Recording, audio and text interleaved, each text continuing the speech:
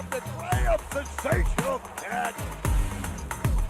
There it is. Open man diving. He's got it. He's got it. How do you like that?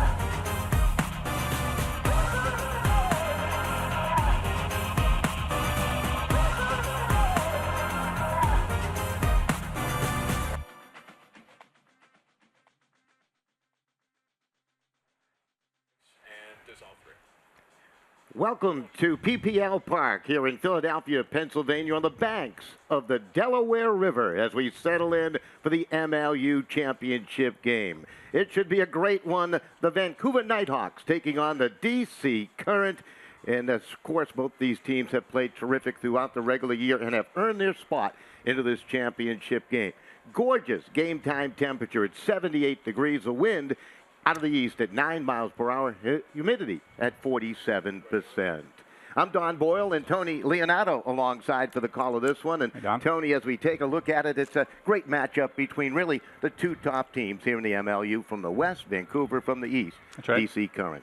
Well, Vancouver not expected to be here in the beginning of the season. DC maybe not as well. Both of them here. Great turnaround season for Vancouver.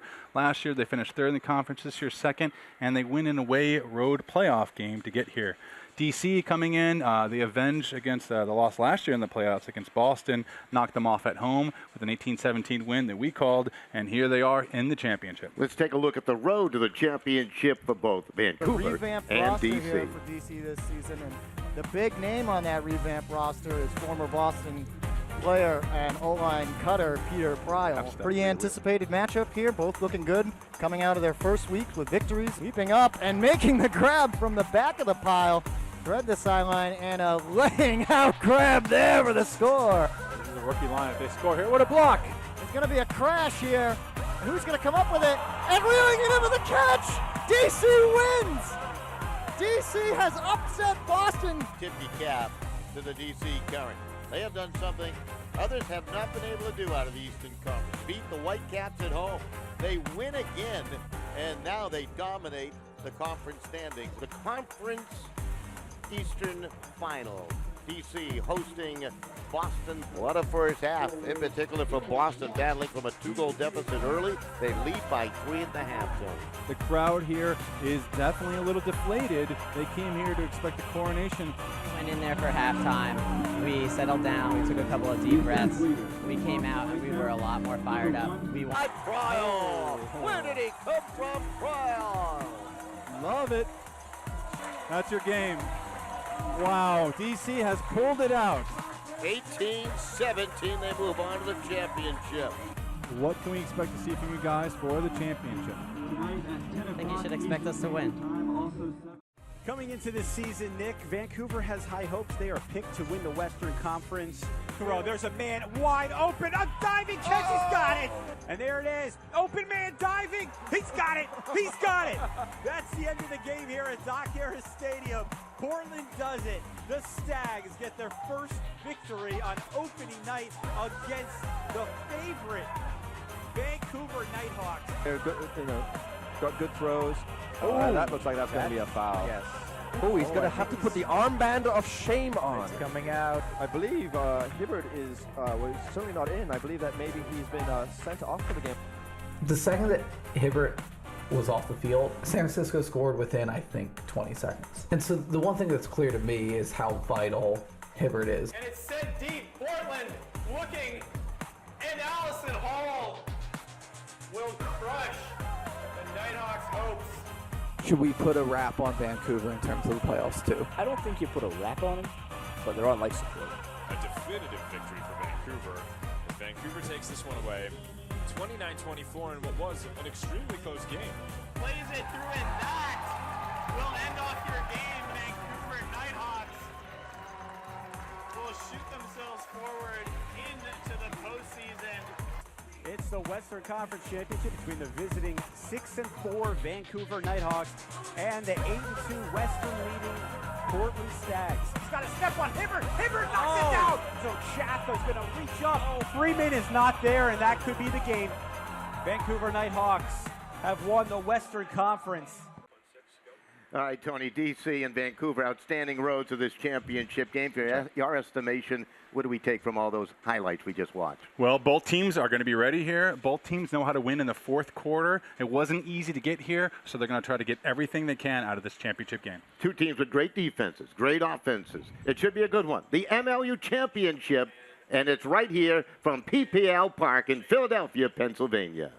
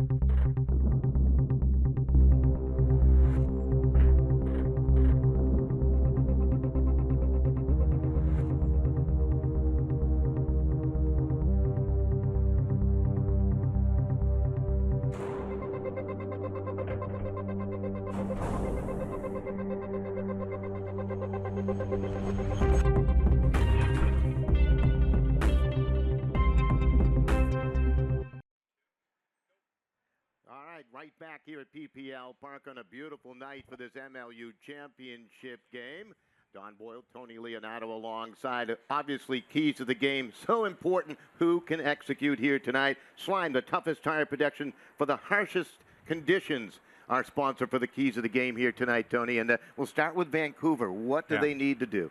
Well, they've got to find a way to crack the DC defense, and they're going to have to get a lot better than they played in their game against Portland. So first key of the game here, going deep Chata. Watch out for the guy in deep Chata. He can streak deep. He's very fast. He's a really key for these guys getting out into the end zone there. They're going to need him. Love the disc. Turnover fest out there in Portland for the playoff game. They still won, but they're going to have to be better against a much tougher DC team here. Kirk Savage being back is really going to help that out. Climate change. Well, I just talked to Andy Collins before the game. 19 hours is what he spent to get here on the plane flight. Some guys flew to Dallas and then to Philadelphia, some from Vancouver to Chicago. Not easy. How will they adjust? I think they'll be fine, but we'll find out. Obviously, on the flip side, for the D.C. Current, we know so much about the D.C. Current. We're fortunate enough to be here from the East Coast where we've watched D.C. play game in and game out, and boy, they can get it done both ways, offense and defense. Well, especially on the defense in the fourth quarter. We were talking about this earlier. Department of Defense. That's what they like to say. I like to call it DC hardcore because I'm a Fugazi and a Minor Threat fan from back in the day. Whatever it is, they run all their guys out there. They have a 12, 14-guy rotation. A lot of players running out there. They don't get tired. They get better in the fourth quarter. Alan Kolick. Question mark? There's no question mark. He's not here. He's here. He's in a sling. He's not going to play. It's a huge loss for these guys. How are they going to deal without the magician? How are they going to be able to get downfield? How are they going to move the disc? I don't know, but we're going to find out. Keep an eye on Brendan Wong for Vancouver Nighthawks. The MLU goal-scoring leader with 48 goals this year. Crushed some of the records. He's a machine out there. He's fast, and he's tall, and he's sneaky, and he's smart, so they have to keep an eye on him, make sure he doesn't kill them. Looking forward to how this one all pans out here today as we take a look once again at the Delaware River and the Commodore Barry Bridge. Back with more of the championship game right here from Philadelphia and PPL Park. Hey, this is Art Shaw of the Philadelphia Spinners. This is Hanky, and this is Ben Laurie. This is Ben Fleming with the DC Current. This is Robbie Gillis of the New York Rumble. Just wanted to say thanks so much to all the fans out there. Thank you for a phenomenal season. Thanks for a great year. You guys are amazing. Thank you for all the support. It was a pleasure and an honor to play for you, and we look forward to it next year. Couldn't do it without you.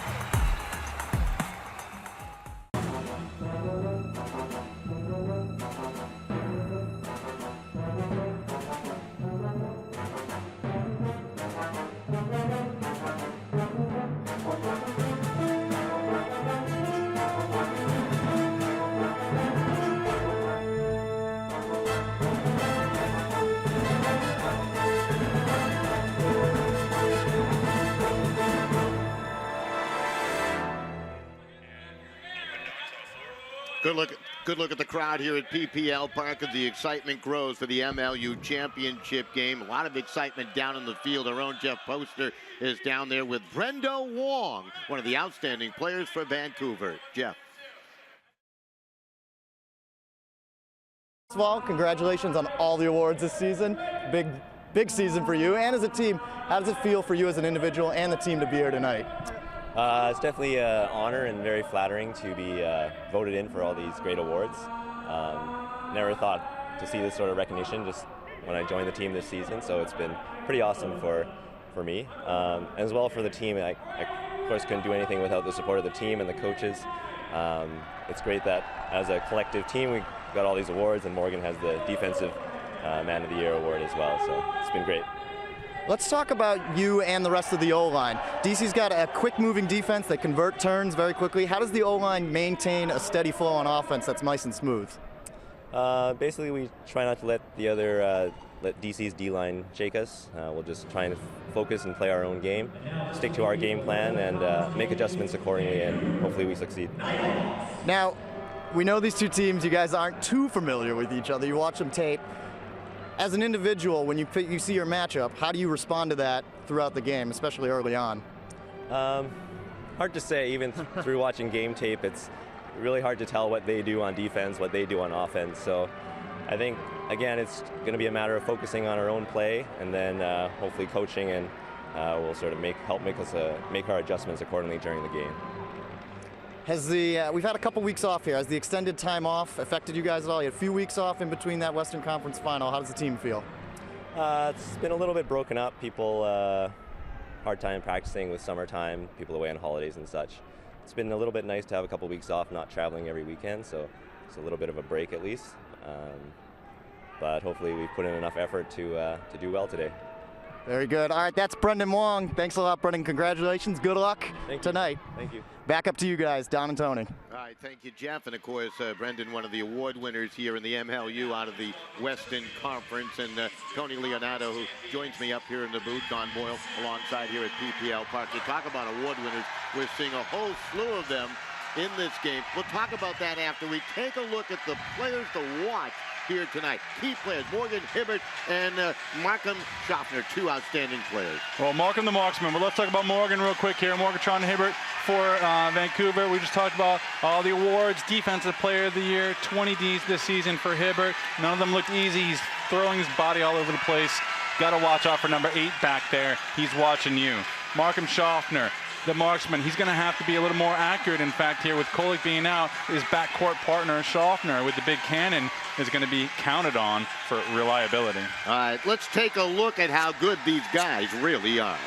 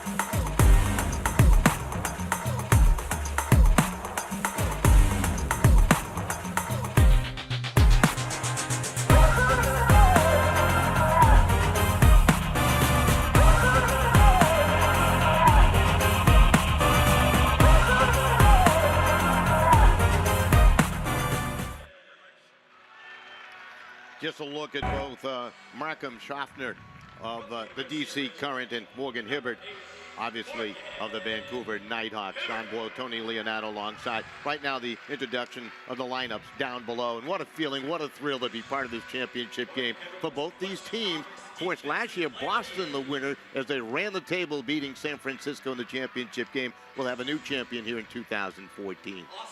Well, both teams looking forward to the opportunity here. There's no doubt about that. Vancouver, long hot spot of ultimate We talked about this earlier, Don. A lot of high school teams, a lot of college teams, a lot of people rooting here for Vancouver. They got a strong scene, and the district has been coming on strong. These guys are hoping to bring a championship back to the district. Here at PPL Park, Vancouver 7-4 through their playoff victory. DC Current at 10-1. It was interesting for Vancouver. They really got off to a difficult start. It looked like they may not even make the playoff. They needed an overtime win during the regular year to turn the table around. Well, 2-4, and now what are they? 7-4. So they've won 5 straight. DC winner of 9 straight.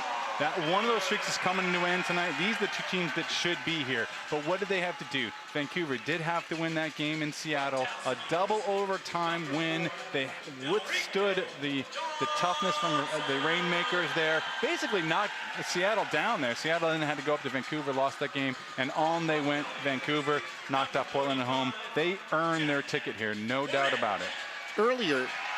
Earlier in this pregame was kind of interesting. You mentioned that both these teams enjoy close games in the fourth quarter. Well, so I asked the coaches for DC, I was like, can you afford to go down in the fourth quarter again? They said, sure. Yeah, we could do that. We're not going to change our style. And Will Smolinski, assistant coach, told me we are a team that wants to work to win. They don't want it handed to them. Vancouver has come back in the fourth plenty of times here, and they had to win this tough one by 1 point in Portland. They had to win in overtime in Seattle. So both these teams come down to the fourth, expect them to be there. All right, Vancouver out of the Western Conference ranked number 2. DC Current ranked first out of the East. We'll take a break. Back with the championship game from PPL Park.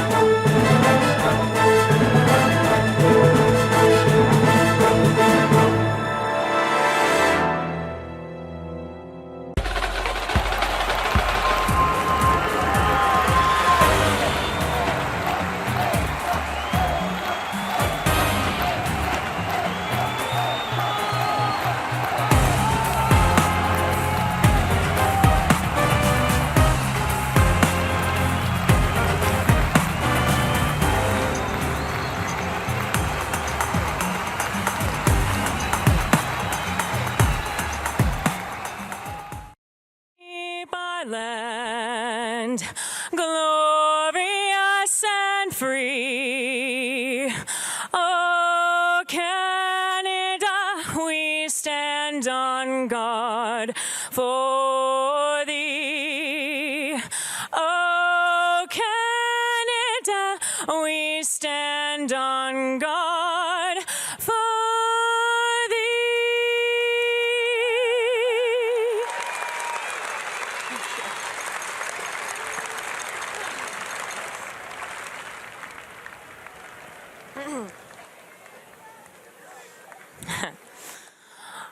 Oh, say, can you see by the dawn's early light what so proudly we hailed at the twilight's last gleaming, whose broad stripes and bright stars through the perilous fight o'er the ramparts we watched were so gallantly streaming, and the rockets regular, the bombs bursting in air, gave proof through the night that our flag was still there.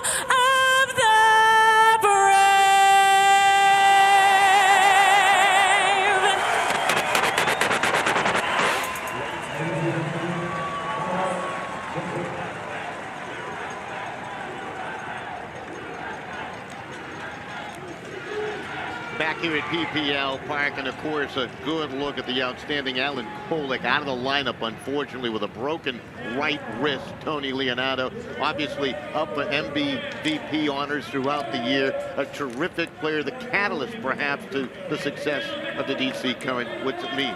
They have him on the lineup. The Magician did win the MVP. He is the MVP of the East Coast. Brendan Wong over the West Coast. It's sad to see him walk out. Listen, he's in for the team. He's down for the team. He broke his right wrist last weekend playing Ultimate. He's going to be sorely missed. He moves so fast, so quick. He's unselfish with the disc, and he's kind of the heart and soul of this team. They're going to need him as the heart and soul guy because he's not able to play. Good look at him there. Of course, coming to support his teammates, certainly giving them some inspiration from the sideline if he can, and perhaps some wisdom on how to play this game from the sideline. Sometimes the great players can lend some good lessons to their teammates out there. Perhaps just an inspiration and the words of wisdom will help here today. Well, I know when we talked to him last time, you got the sense that Kolek kind of calmed the team down, right? Like they were a little antsy in that first half. He didn't seem too antsy. So I think his presence alone can maybe, if they're showing any nerves, just seeing Kolek out there will help that for sure. He's a great player. Losing him, he's going to hurt. He's 10% of the team's offense. The stat we just got from Tim Breaker. 10.19% of the team's points. He is. He's just the movement, the creativity that he has out there. You can't replace that. So it's going to be interesting to see if they get bogged down on offense without Alan Kolek. I'll give you one stat: 392 throws. Yeah, it's a lot of touches. It's a lot of touches. Right. And he's very good at it too. All right, we've talked about the keys of the game. The likely stars of the game. Who's an unlikely unsung hero of this game here today? Wow, good curveball there, Don. Well, I'm going to go with, Dan Cantor. I like him on D. We saw him earlier. Might see some action out of him. I think what I like to say is that it's the guys that you know are going to play, but how are they going to play? And it's going to be Pryle throwing goals and Wong throwing goals. These are your top receivers for each team. Wong, the leading goal scorer in the league. Pryle, you know he's catching all of Kolek and Schaffner's hucks. But those guys, you got to figure that could be bottled up when you get to this level. They're not going to give you the easy ones. So I want Prita Pryle right there, number 8. You see him walking across the screen. I want to see him throw goals, or I think that could be a factor. Bodach, number 45, you might see him doing the same thing. And Wong on the other side of it also as a goal scorer, not just goal thrower, not just a scorer. How about the return of Kirk Savage, a guy that was out with a bum knee, an infection in his knee, back here ready to play today. I understand he has won at all levels of Ultimate, and he is a KG veteran. Kirk Savage, you can play at this level for a long time if you're a Kirk Savage type, which is throw anything in the book. You saw him a lot with Marquette here on the East Coast, Don. He'll throw a scuba, he'll throw a thumber, he'll throw big blades, big hucks down the field, anything to get the disc moving around, which is what DC misses with Kolek's, that creativity. Savage, as a veteran here, like you said, has won everything. So he's a veteran, he's not going to be rattled, and he's going to throw anything that needs to be put up out there. Just want to mention Dizzy the dog, one of the 4 mascots of the 8 teams here at the MLU. You have Mo Hawkins, of course, who represents Vancouver, who I understand is very popular and watching the game from Vancouver live at this moment. How do you like that? Mo the Hawk? Absolutely. Mo Hawk? All right, good. And you have Stoney the Stag from Portland and Dougie the Dogfish from San Francisco. I hope they're all part watching. of the mascots out there. So there you go. And of course, I know that they're putting on a big party in Vancouver. Where are they watching that game? We should give a shout out. Absolutely. I'm giving them a shout out now that welcome aboard and good luck to you, Vancouver Nighthawks, where I guess Ultimate is absolutely thriving, not only at the high school level, but at the youth level, and some outstanding adult park programs, one of the biggest in all of Canada, as Vancouver makes the trek here to Philadelphia, to the city of brotherly love, for this championship game versus the DC Current. So welcome aboard, you folks on the West Coast and a little bit north of all us. you UBC Thunderbirds. We know how big UBC is, University of British Columbia. Talk about Kitsilano, Simon Fraser University, Kitsilano High School, Yale Secondary, Abbotsford. There's a lot of action here. And a lot of these guys coach, Don. A lot of the Vancouver Nighthawks coach. These guys on the Nighthawks are all representing Vancouver. They come from Vancouver, and they're here to represent a fantastic Ultimate town. Well, good look at the DC Current. They're clad in their very familiar black uniform, tops, very sharp uniforms. And they're ready to get it going. Vancouver clad in their red, almost like an orange red, I guess you'd have to call that. Tony, your eyes are younger than mine. The red uniforms down brick there red? for I'm Vancouver. gonna go with yeah, brick absolutely. red. Brick red, I like that. Brick red for Vancouver. They'll call it furious red is what they'll call it in Vancouver. Both teams getting ready for this one. And, you know, as you take a look at the teams and their preparation, DC, a team that didn't quite come together a year ago, but with the addition of Peter Pregame, really did turn it around this year. He was really perhaps the... Last year, of course, with the Whitecaps, runs the table 13-0. They have one loss on the books here. DC does. He wasn't at that game, so Peter Pregame, obviously, a huge presence for this team. Gets open at will. Just great to have him out there for DC. I really love that. Just want to mention the folks here at PPL Park who put on a great show for Major League Ultimate in this 2014 championship game. They have lined the field as an ultimate field should be lined. Maybe you could talk about the dimensions a little bit and the different lines on the field that we see down there.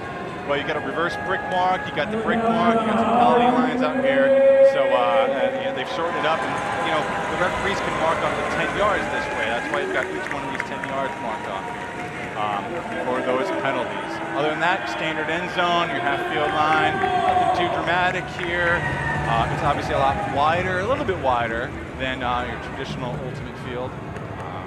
But looks beautiful, absolutely amazing. I was down there today, earlier. The grass is really nice. It's a little slippery, perhaps.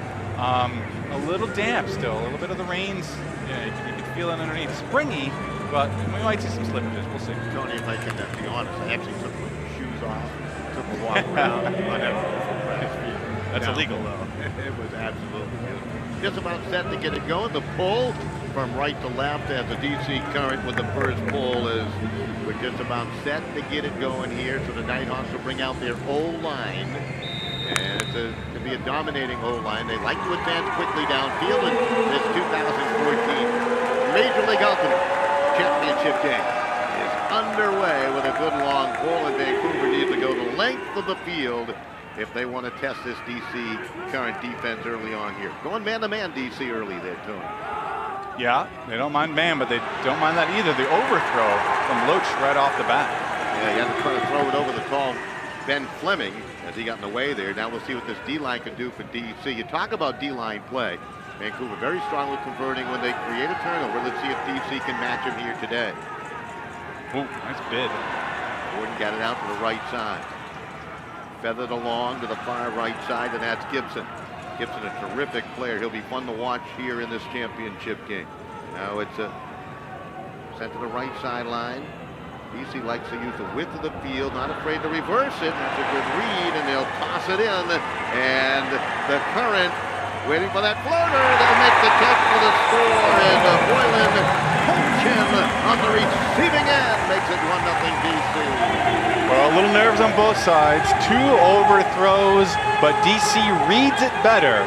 Comes down with the disc, and Duke Boylan Colchin gets the score there. For DC as they convert on the D-line converts. Eric Sammy with the pull there. Sammy was the one that tracked down that overthrow. Throws the goal there. No, well done. Nice play by Sammy. Again, another look at it. And waiting patiently. Coming over a little late was Aaron Loach, as you mentioned. So, for Boylan Colchin, David, his fourth goal of the year. Well, you like him a lot, Don. He's a great player, crafty player. But more importantly, it was the, Coach Lugsden, Andrew Lugsden, of course. And if you're familiar with Ultimate, you're familiar with Andrew Lugsden. He's won numerous World Games titles with Furious George and Team Canada. Coach here and general manager of the Nighthawks told me that if his team might look nervous to start, a little confidence booster, and it could be an indicator of how the game might go. So we'll see if that holds up. Vancouver with their second offensive touch here. They trail 1-0. They turned it over the first time they received the pull, and now they find some open space up the middle. That's Chatha. Chatha, one of those gifted young players, played it out to the right side. Tight defense shown there by Delrico Johnson, forces a dump on back, and that's something this team, Vancouver, does not like to do. They like to use that vertical game, find those passing lanes upfield. Right now being forced back, and Procedure call. Wow. And they turn it over. Either a travel. Really excellent D there by Eric Miner for DC there. Excellent mark. Uh-oh, we'll get a foul here. The double team comes quick. Cody Johnson trying to flick that pass through the break. Johnson, Kolick's teammate at William and Mary. He's thrown it 90 times on the year. Pretty good number. So there's a D-line again for the Current, trying to open up a quick 2-goal lead. They cash in the first touch. That Johnson played it out right side. That's Johnson back to the middle. Back up to Del Rico Johnson. He'll catch the floater. Johnson looks like he wants to throw the hammer and then flicks it in for the score. And another one quickly up on the board. DC Current on top. 2-0.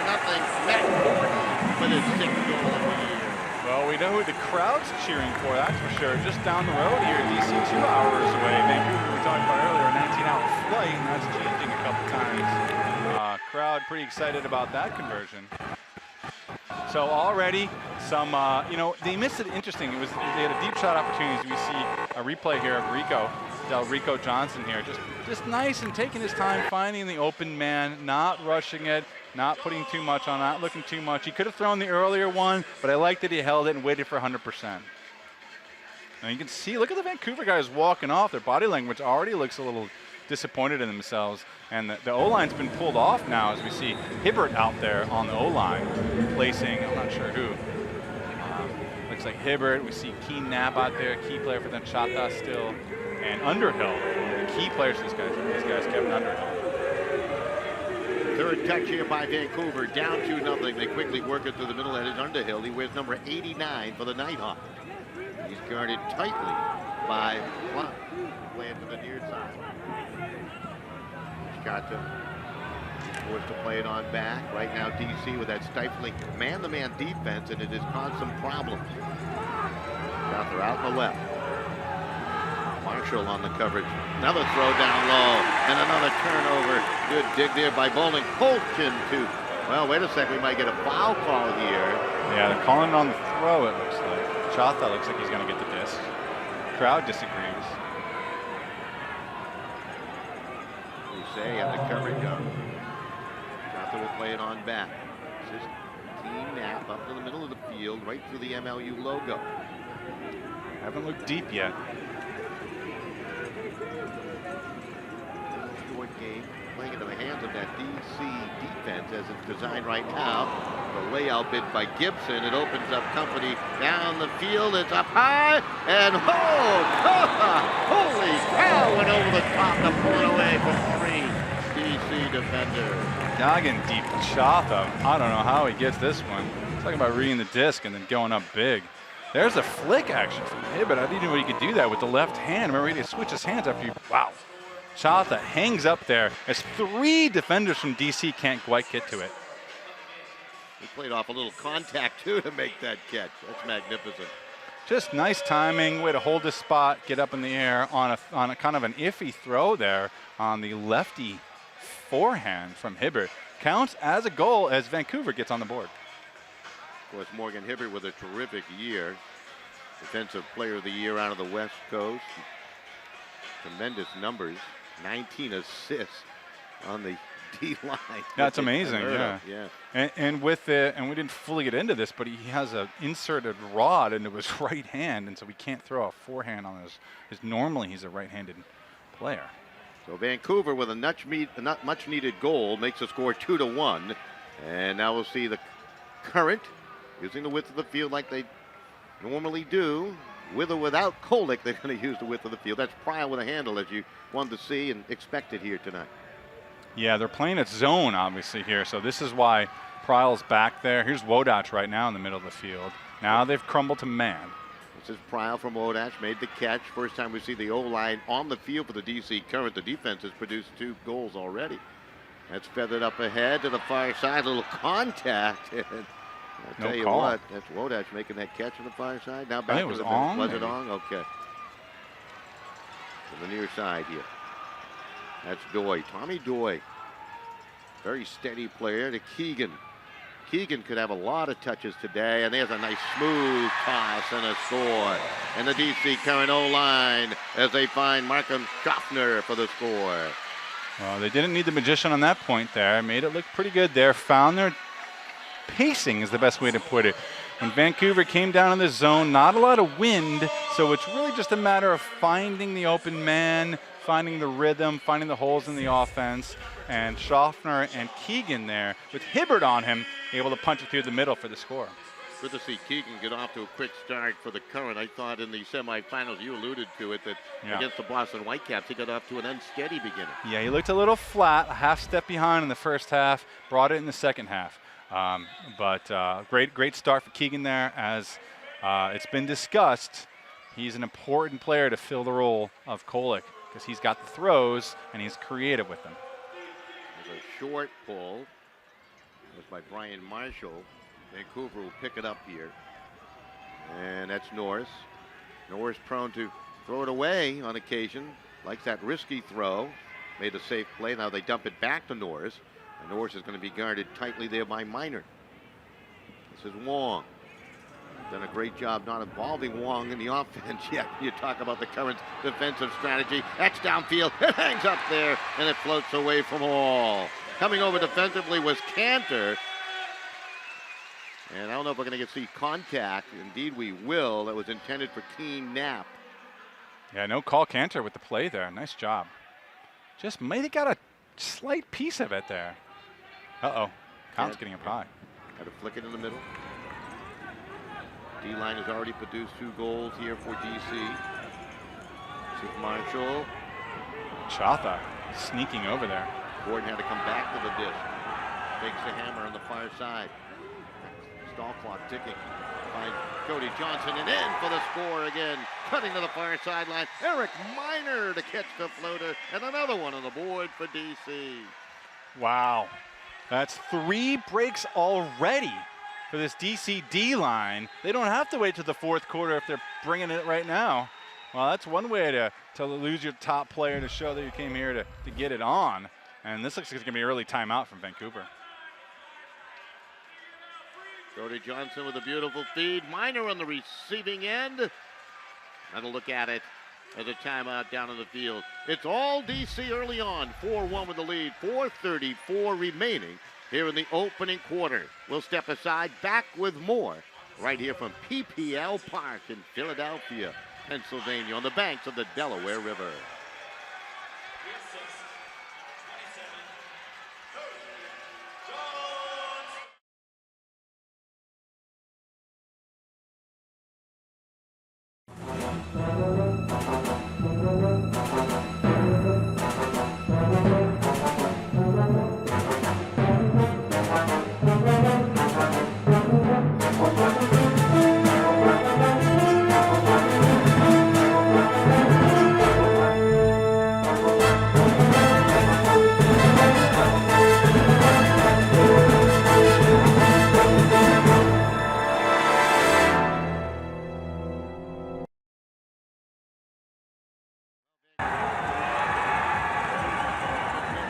Here in the opening quarter against the DC Current.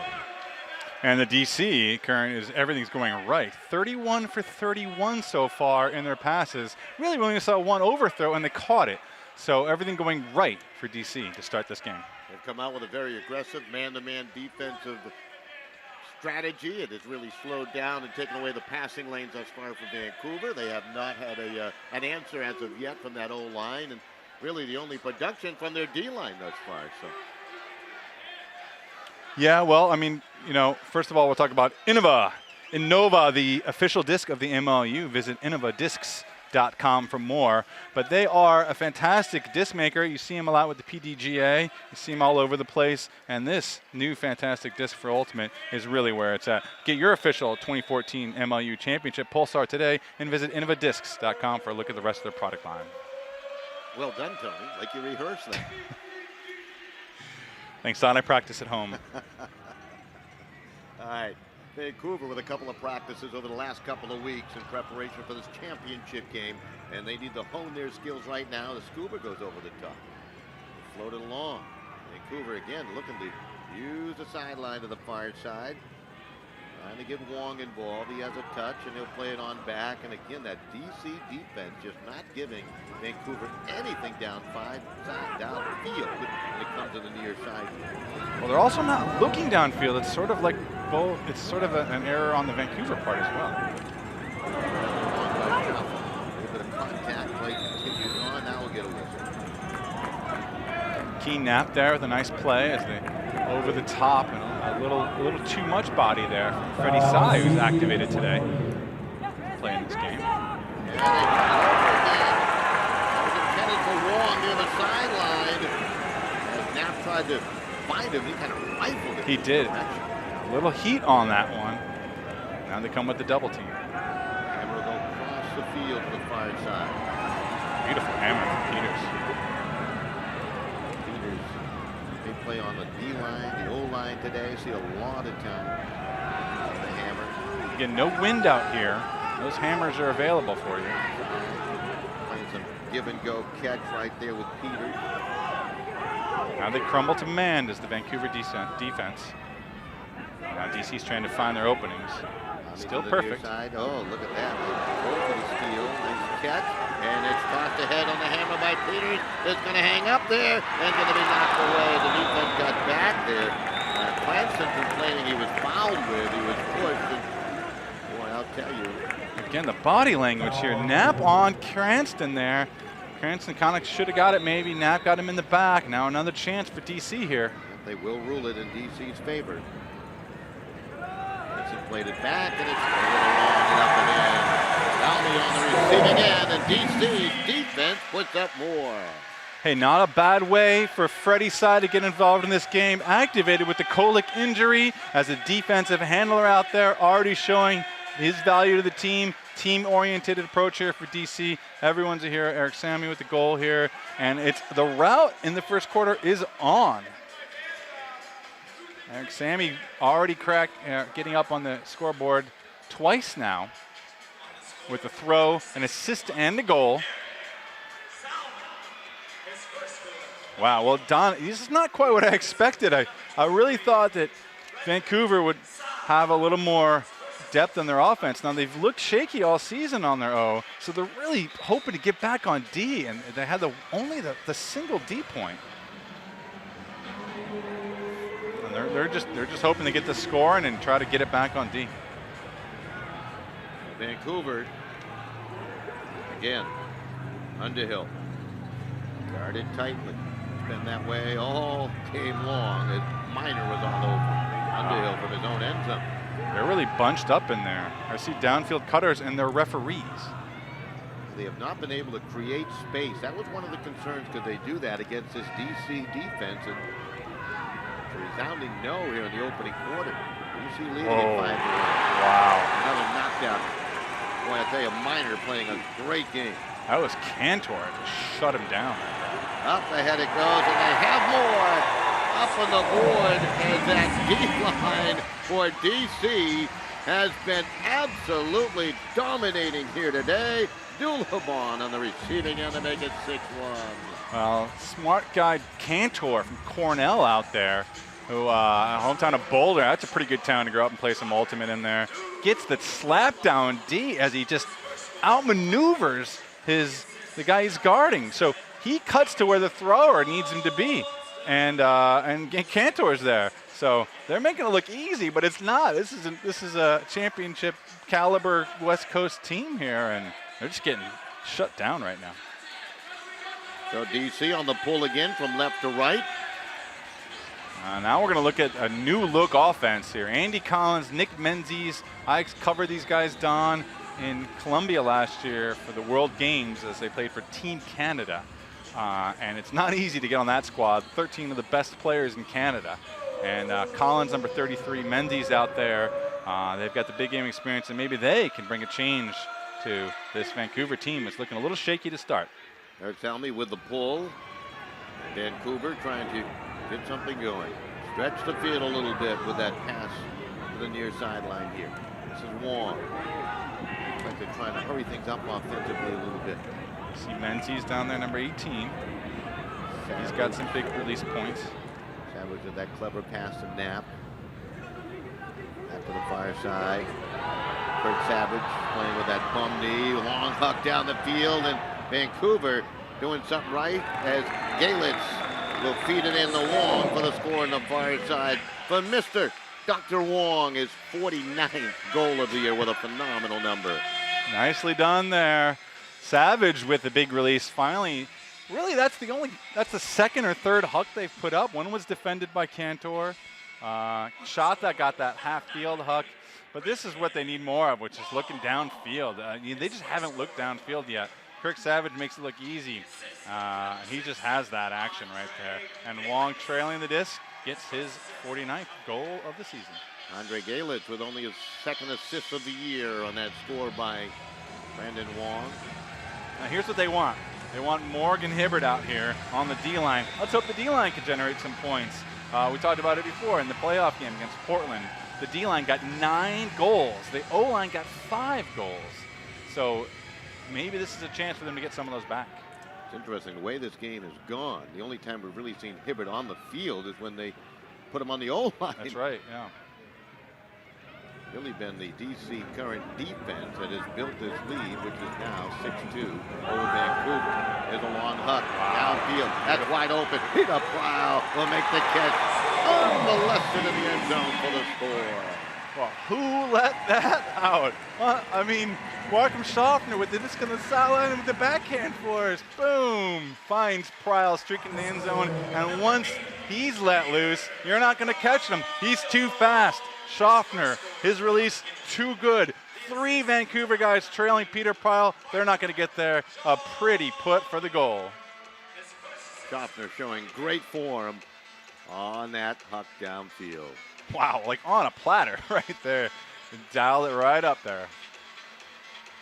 51 seconds remaining in the opening quarter. And DC now leading at 7-2, using a variety of players to get the job done here. 40 for 40 on completions. We're going to check in on our stats and see where they're at, but they are looking solid. So what does Vancouver have to do here? More hucks from Savage. Let's see, they got their original starting lineup, it looks like, out on the field now. Down by 5. This is a mighty important possession here to close out this opening quarter. That's Underhill to the near side. Controlled there by Yagan Katha. Played downfield now for Berzin, and it's going to be knocked away by Delrico Johnson, who made up some ground defensively. Well, Delrico got there, but I think Berzon had that in his hands and didn't get it. Nice put there from Savage. I thought Berzon should have had that. This is Johnson. D-line trying to add more to that scoreboard total up there for DC Current. There's a forehand flip, beautifully done. Down the field and more up on the board. On the receiving end, Chip Cobb. And DC, the lead grows 8-2. The defense puts up more. Well, Luggy's got to ask himself if his team needs another timeout or not. You see him out in the field now. Coach Lug's in for Vancouver. Cannot be happy with this. This is too big of a deficit. It's getting out of control now. This is a nice throw from Cantor there, but really, you could throw that throw, Don. The guy's like open by 30 yards. Chip Cobb has got nobody there. He makes it look easy. Chip could have taken the shades off and made that catch, I got to feel it. He was and the headband, he could take the shirt off. He could have done anything he wanted out there. They've really got Vancouver on their heels now. They look way out of sorts. Scranton getting ready there with the pull. Ulti Photos. Let's talk about Ulti Photos. The official photography partner of Major League Ultimate. I just saw Sandy Canetti over there. They're available to cover your Ultimate tournament, capture incredible photo memories for participants and fans. Check them out at ultiphotos.com. Ball out of the disc out of play to the near side. They do call it a ball on occasion. Oh, yeah. 50-50 balls like this one here. As time ticks down in the opening quarter, it was waffled ahead. Falls safely to the turf for DC fans and for Vancouver fans.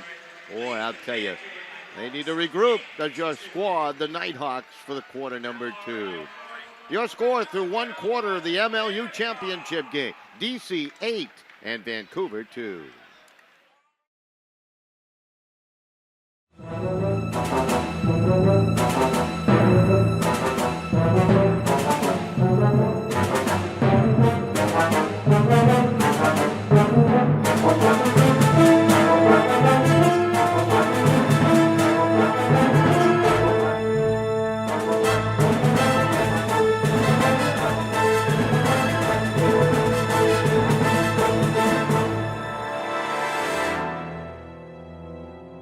Hey, this is Art Shaw of the Philadelphia Spinners. This is Hanky, and this is Ben Laurie. This is Ben Fleming with the DC Current. This is Robbie Gillis of the New York Rumble. Just wanted to say thanks so much to all the fans out there. Thank you for a phenomenal season.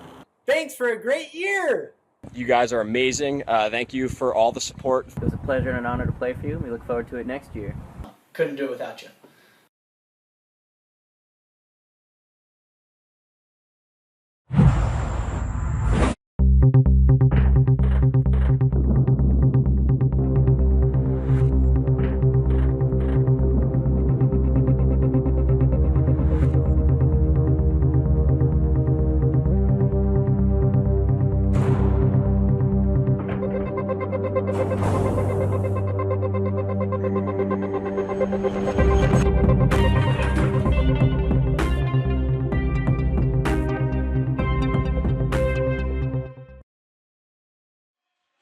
All right, right back here at PPL Park. As you can see through one quarter play, DC, maybe the D-line 8 in Vancouver too, the way it's gone through one quarter play. You played the game mentally, from a psychological standpoint. What does Vancouver need to do to make some adjustments? They need to get on the D-line, and then obviously they have to adjust on the O-line. They got to run some sets. They need a confidence builder. Lugson's got to dial up some plays, get him a set play, a pull play, a four-person play, something that they can just kind of run with confidence, try to get an easy goal. Coliseum Construction proudly serves customers in Pennsylvania, New Jersey, and Delaware for all their interior and exterior renovation needs. Go to coliseumconstruction.net to set up your free consultation. Well, that was nearly a perfect first quarter play by DC. I don't think you can play any better from the standpoint of execution than what they did in the first quarter. Well, let's see. Are they still perfect? Cantor has 2 D. Schaffner, 1 goal and 1 assist. Cody Johnston, 2 assists. Perfect 50 for 50 so far. No incompletions in the first quarter. Yeah, I'd say that's pretty good. Vancouver's paid the price. So we're underway, quarter number 2, and the current O-line, who we have not seen much of out there right now. That's Sean Keegan on the far side with a long huck. Wodach's chasing it. The locomotive on his way and in for the score on a huck 3/4 of the length of the field here at PPL Park. Wow, well, if you like Ultimate, you're liking the DC Current right now. Absolutely electric team to watch here. A count of 1, 2, it's out. And Wodach has 10 yards on his guy. Listen, it's not like Vancouver hasn't watched tape all season. They have to. They got to know that Wodach is going to be able to do this, and they got to know that man, Sean Keegan, is going to put it to him. As both 2 players, Hibbert down there, who's hung out, that wasn't his man, as he saw Greer chasing after. Greer, one of the top defenders. No one's going to get to him. Wodach with the score. Sean Keegan was a human catapult on that one. Boy, did he find some leverage. Yeah, he had that's a beautiful throw. That's a pull play down that we're talking about. They set that up beautifully in 2 passes. That's not the team that needs it, though. This is the team that needs it. So Vancouver now in control with Savage. Played it on back to Underhill. He's handled a lot of the disc today. Savage again. A little feathery hammer. I like that. A blade over the top. Gordon to the middle. Cartha. Wong. Wong in the first quarter with 1 goal for Vancouver. This is Underhill again. Trying to break the mark. Plays it on back. Peters with the defense on Savage. Savage with a hammer. Edges it, and it's going to be deflected away and off the hands of Cartha. Just couldn't hold on to Gagnon. This one's going to go short, though. They'll get it back. First time DC has turned it over here today. Try to stretch that field a little bit. Because you can take those chances when you're up by a total of 7 goals. On a turnover here by Vancouver, but hold on, there's whistles. Contact. Interesting. I don't know what the call is there. That was a clean throwaway, if you want to put it that way, as Nat will just had, but gets the disc back. Vancouver. They're in the red if you're just tuning in. Underhill back to the middle. Nice catch again by Cartha. Boy, he's great to watch, isn't he? He's a lot taller than you realize. He's about 6 foot. Puts it up there on the layout try there by Ludick, and he just couldn't pull it in, and it's back to DC. We'll look at the Nighthawks on their sideline, imploring for something positive to happen. Maybe we get a timeout. Mark down Leduc, the field. one of the speedsters for this team, can't come down with the heavy hammer. All right, we'll take a break. You can see DC in command by the score of 9-2. Back with more.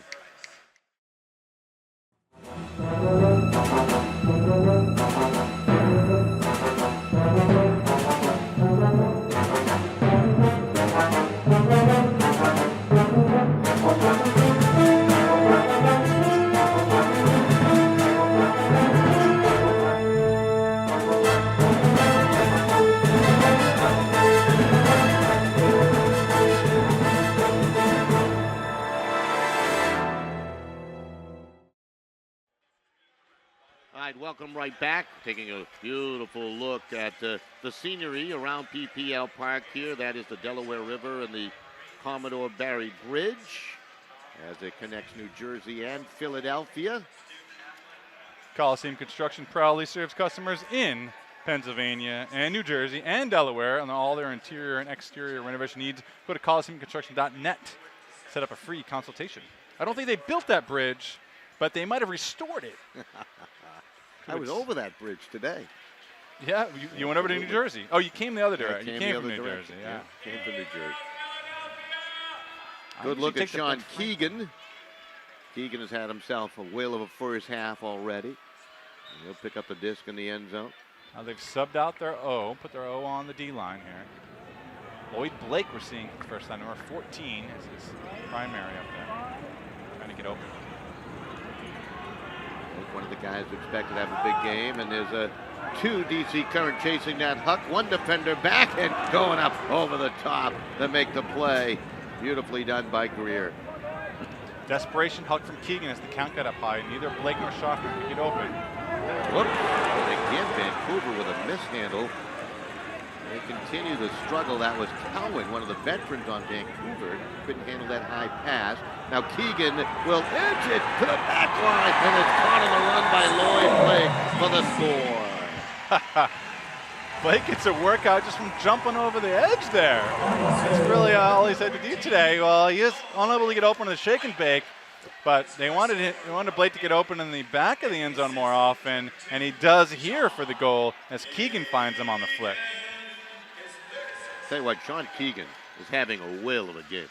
Well, he's a good player. I mean, this is no accident. It's not like he's all of a sudden turned it on. He's had it there all season, so good for him. Good for DC. Well, DC now leading at 10-2 over Vancouver here in the opening half. This DC team thought they had a championship caliber team in 2013, Tony. Whitecaps just that much better. They add a couple of pieces to the puzzle, and boy, what a season they're having. Their only loss on the road to the Whitecaps early on in this 2014 year. Yeah, and that was almost a throwaway game for them, I want to say. It's like they didn't really have to win that game up in Boston. So really, it's been DC season all along, and it's looking a lot like that so far here in the championship. Davey Cartha played it up ahead. Vancouver down by 8. See how tough that defense is. Oh, it's been amazing. To the near side. Number 91, Kurt Savage, will play it off to the far side. That's Underhill. Underhill. Back to Savage.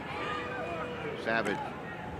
Flick up ahead. That's going to be knocked away. That defense again too tight. Minor looked like he was going to step inside the flight and was able to knock it away when it traveled away from the recipient. They're just still out of sorts, Vancouver. Yeah. They just are not on the same page right now. Ahead. You know, you can talk about Vancouver's mishaps offensively, but the way DC worked until that point right there has executed when that D-line has gotten a disc. Well, is that Ben Fleming back out there? Or was that Marshall? That was Marshall. All right. Yeah. So I think Fleming's back in the lineup. He's been injured for the last 3-4 games. Long will send it down the sideline. It's going to hang up there. Will he get it? Scraping the turf to make the catch was Andre Galitz. That was a beauty. I absolutely love that play. Wong sends it to the open man. That is a nice touch on the disc floats up just enough for Galitz to make this fantastic play, and Dre makes it happen. Look at this touch here. Wong not known for his touch. I think that you want to push him under, and they do, but he's going to have to come up big and throw the score, and he does. Nice release there. Got the open man. This is what they need to do more of, is hit that open man deep when it's there. Galitz with his first goal of the year. And it comes here in the championship second game. assist of the year earlier, didn't he? Great to see him out there, making some big plays at the key moments here. As Hibbert getting ready to pull.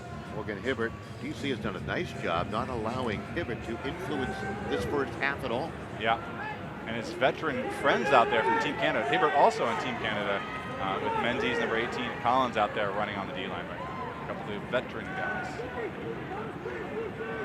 Keegan gets bumped, quick whistle, reset. Called Saito's name out. Calling Mr. Takio Saito from the Buzz Bullets there from Japan, number 31. Just a body mark there, really nothing too crazy, just a hit on the arm there. Keegan, who had connected on 194 of 211 passes coming into today's game, has been throwing lasers here today. Doy to the middle of the field. Very confident looking team that's on. Wodak. Doy, boy, he gets around the field quickly. Had an open man. Oh, behind Pyle, and they turn it over here to Vancouver. Had Keegan open in the back, couldn't find him. Collins now has the huck. If he has anybody open, which he doesn't, they're in a flat stack. DC continues to go man-to-man defensively. That strategy has paid off here in the first half.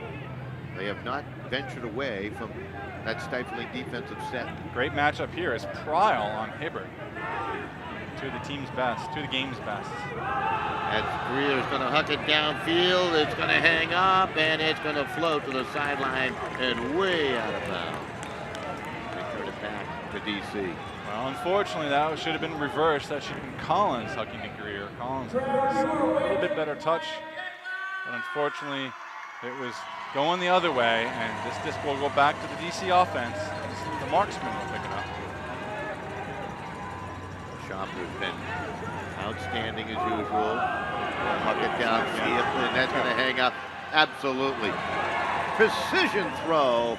It is caught by Grabowski, and it's back in to Grabowski from Wodak. There you go, another one for DC. Wow. Just unbelievable. Vancouver with the zone defense, bunch of guys hanging around the disc, 5 of them, and they let the clean backhand go from Schaffner, and just one man leaks behind, and that's Wodak. Again, not the guy you want to allow to leak behind you, and he collects it smartly, has two defenders split, throws the goal.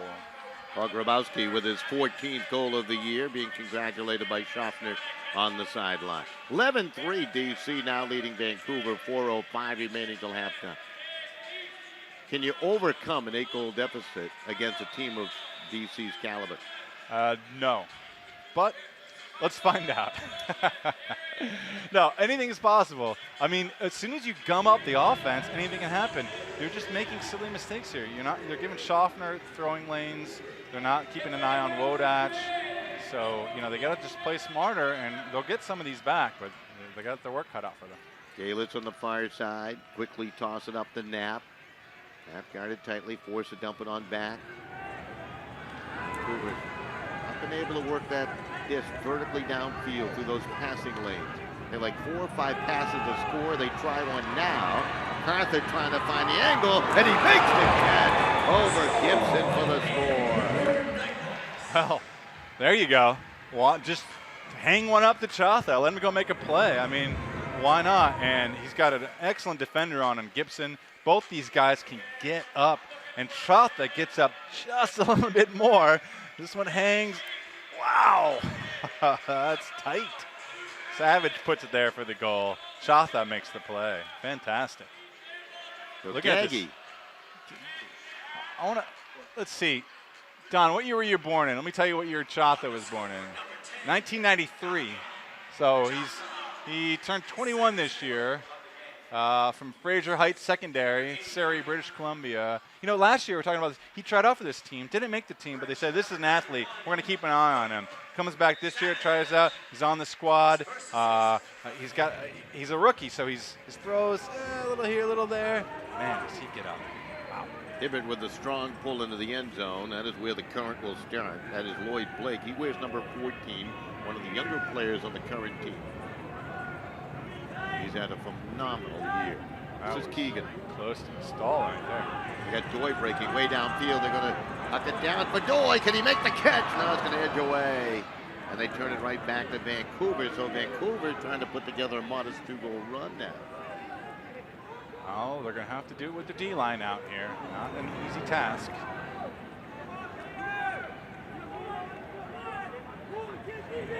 D-line has produced a goal. Effective first. Yeah, actually, what am I talking about? This is their better line for that. Dibbler will lay it up there. 3 defenders hustling back, and that's going to be batted away. There was really no chance they were going to get that thing completed as it's batted away by the DC defense. Schaffner was back there. Wodak was there. Hibbert hung that lefty backhand. Remember, he's not so strong in the forehand with that insert into his wrist, that metal insert after he broke his wrist. Calvin on credited with the block, the deep. Over to Keegan. DC still sending everybody. DC on top, 11-4, 2:13 remaining till halftime of this MLU championship game. Easy shot here for Kyle if he wants it. Nope. Kyle's going to take his time. Nice defense from Vancouver to A hold little bit them. of a pickle up ahead to Ong, and Ong will feather it in. And there's a sliding for the score. And more for the board as Wodak makes a knee-scraping catch in the end zone. Crafty play from Ong there as he sends it to the other side there on a quick release to Wodak, his teammate. And it looks like they've been playing with each other for a while. You can see his foot clearly outside of the end zone. Wodak slides down. Makes it look easy, but it's not so easy. Nice release point from Ong there. Go to the other side of the field. Still everything coming up nice for DC right now. Wodak has been impressive today. He's had that long run catch on a huck, and that time a nice catch atop the beautiful grass here at PPL Park for another. And he got Schaffner's huck that we saw right in front of us here earlier too, and then through the goal. So he's already put some pretty good numbers up there. Good look at Brian Marshall on the pull.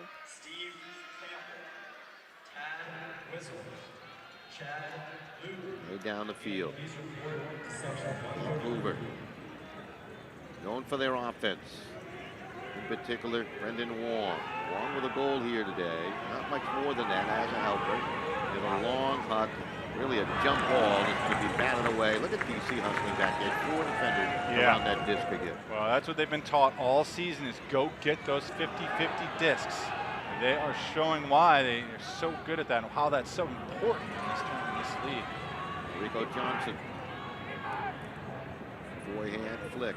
Got to dump it on back there to Marshall. Inside it comes. Minor. Johnson up ahead. Fake there by Cantor. Had a nice game today as Cantor.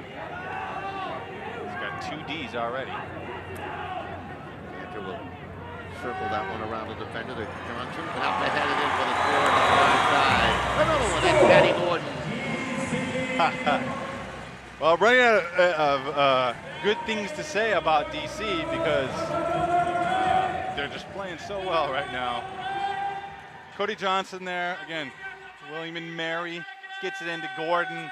These guys, another homegrown team, Don. That's the only way to say it. A lot of guys from the DC area, a lot of ultimate powerhouses. You know, we get guys that come from all over the country, all over both countries, Canada and the United States, that travel to go play with them.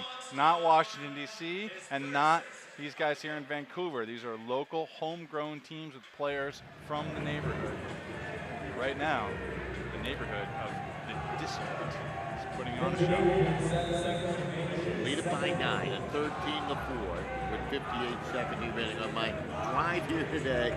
Did not expect this. We thought thought it might be a low-scoring defensive battle here. I did think so. Ulti-Photo is the official photography partner of Major League Ultimate. They are available to cover your Ultimate tournament and capture incredible photo memories. Check them out at ultiphotos.com. Norris will send one downfield, and again, well defensed and knocked away. Only Bolchin, who started the scoring way back when in the opening quarter for the DC Current. Yet another beautiful defense. Looks like it might have been another drop from Vancouver. Eddie Peters to the near side. I haven't seen a stat yet on drops. It'd be interesting to see that. We'll probably get it as soon as we ask. Great halftime show in store for you. Want to stay tuned to the MLU championship game. We will run down all the stats for you. And a host of other things taking place. Bill Maroon, the coach of the Philadelphia Spinners, will join us in half. We'll get his analysis on play. Kick on down inside 10 seconds here. What a first half. Here they go. That's the hammer. Hanging hammer. Wow. This will be knocked away. So the first quarter, Tony, comes to a close. All DC reflected on the scoreboard. It's been a half for the ages for DC as they've been running away with this one. And right now they got a big lead here as they're going to have to hold it on to the end. You see Maloney walking off the field. I really thought he'd come down with that last hammer. Everything was going for them. Why not? Didn't have many drops. Their defense was splendid. The D-line able to score. They had it their way in the opening quarter of play, and they lead it 13-4. We have an interview upcoming. One of the DC players in just a moment as part of our halftime festivities as DC dominating 13-4. All right, we're going to take a break. We'll be back right here to PPL Park after this.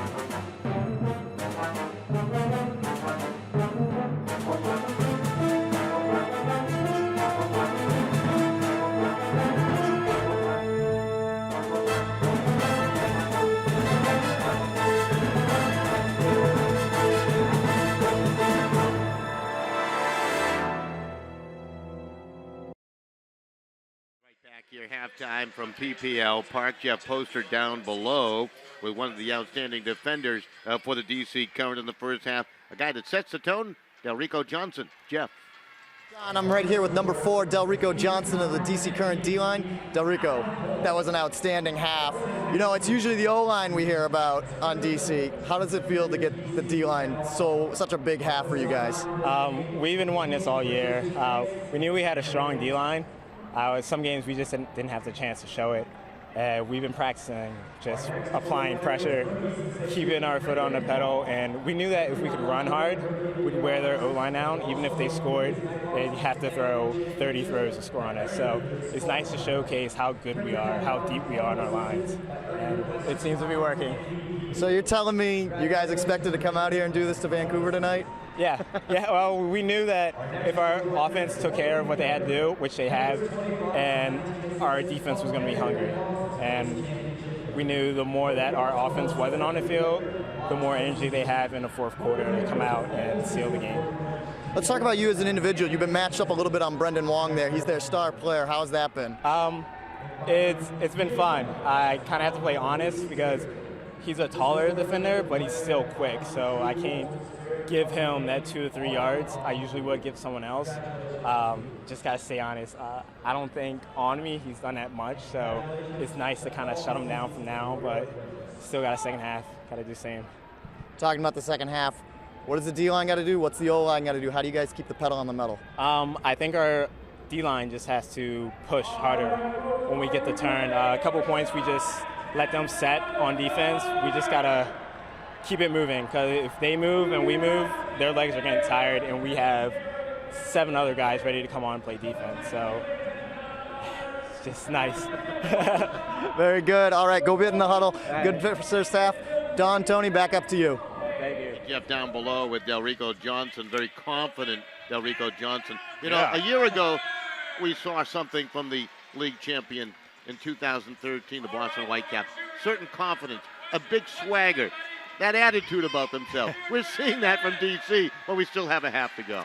Well, you know that, and we're also seeing like it's kind of like give the drummer some, you know, and you get a band, and it's like, oh, you know, the guitarist is showboat, and the lead singer, well, give the drummer some, give the defense some love, man. These guys work hard all season. They don't get all the credit. Kolic's getting all the credit. Schaub's getting the credit. Prowl's getting the credit. Those guys are the best players out there, no doubt about it. But these D guys are showing what they're made of right now. Right now, we're taking a look at some of the folks down on the field. We'll feature this a little bit later on as the MLU championship giving away a $10,000 toss. And then we'll talk about that, but you got to get it into the golf bucket, the hole down below. But let's go now to Jeff Snyder, of course, who's done a terrific job at the helm of the MLU.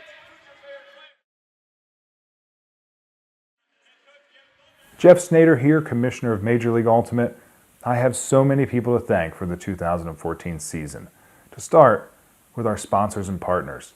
Companies like Breakmark, Elemental, Puma, and Innova allowed us to do things like stream games for free all across the world, or make our on-field product look so strong and professional. Thank you, and I'm looking forward to many more seasons with you. To our staff, during the season we have over 550 people working for the MLU, and from the newest intern just getting their feet wet to the GM who's responsible for all operations on the ground, you've done a phenomenal job, and it's because of you that the MLU brand is so strong. To the players, I've enjoyed watching you take the field every day this season, but most importantly, I've enjoyed watching you go from great athletes to great professional athletes. I'm so proud of what you've done and look forward to seeing what you can do in these next many seasons. And of course, last but not least, our fans. It's because of you that all of this is possible, and your faith and belief in the MLU and your faith and belief in your teams is what makes all of this happen. And I want to thank you from the bottom of my heart for making the MLU the finest showcase of ultimate frisbee in the world. And I can assure you that we'll keep working every day to make it stronger and to take this to the next level. So with that, thank you, everyone, and I can't wait for 2015.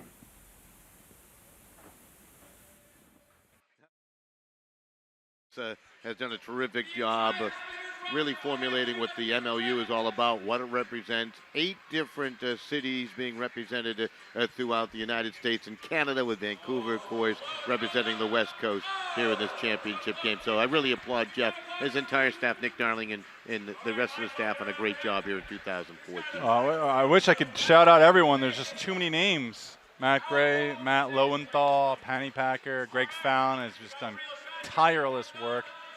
Ben on the camera, Dana on the camera. There's too many to name. Everyone here has done a fantastic job with the MLU. They're all working pretty hard. This is the MLU Championship $10,000 toss. It's like nice ultimate PDGA golf thing. Right? I like that, yeah. I saw John Dusler earlier. He was talking to me about the PDGA here, the Professional Disc Golf Association. They're throwing some disc golf discs right there. I mean, you got to be skilled to compete in this competition for $10,000. They didn't just pick anybody from the crowd. You had to qualify. You had to qualify, yeah. I couldn't do it. That was terrible. Oh, that's close, maybe. Someone gets it in the bucket, $10,000. So good luck to all of those folks that are giving it a try. This guy's going to win. Below. You think so? He's got the look, huh? I hope he throws a hammer. Just gets up and cranks it down there. We have in the booth with us Billy Maroon. Hope we get a chance to talk to him. Billy, you up on that? I think so. Hey, all right. Well, we'll get to Billy in a minute there. We're still checking this out here. Pretty beautiful day out here. Great crowd. A lot of people tailgating. Really good venue here. Everything's been fantastic. As continue with the competition down below. I believe we're scheduled to take a quick break. Let's take that break. We'll come back with Bill Maroon and more of the competition. First half highlights. All kinds of things to talk about as DC in command here at the half. 13-4. They have the lead over Vancouver.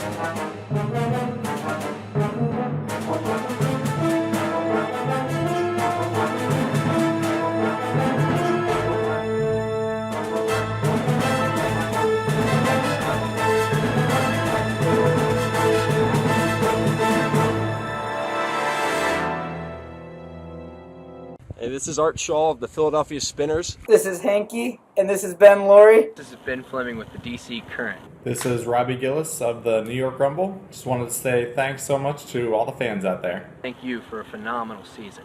Thanks for a great year. You guys are amazing. Thank you for all the support. It was a pleasure and an honor to play for you. We look forward to it next year. Couldn't do it without you.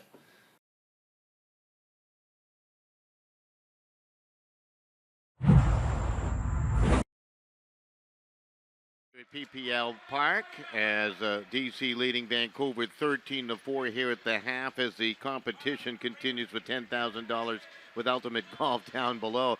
Here in the booth, Tony Leonardo is going to chat with my good buddy Bill Maroon, the head coach of the Philadelphia Spinners. I get the first question, Bill, which I'm excited about. Obviously, did you expect this in the championship game here tonight? I don't think anyone really expected this. Maybe if Alan Kolick was playing, you could have expected this, but I did not expect this, especially with Alan out. The DCD is playing great. Billy, my 2011 Team USA Beach World Champion teammates. Great to have you up here. You're in the locker room all the time with your Spinners team. Let's say you're in the locker room with the Nighthawks. What do you tell these guys? Well, if I'm Andrew, I'm saying we got to take this 1 point at a time. You're not going to win this or come back in one throw. You know, one of those hammers isn't going to bring us all the way back. I'm also saying we got to score this first point. They're getting the disc to start.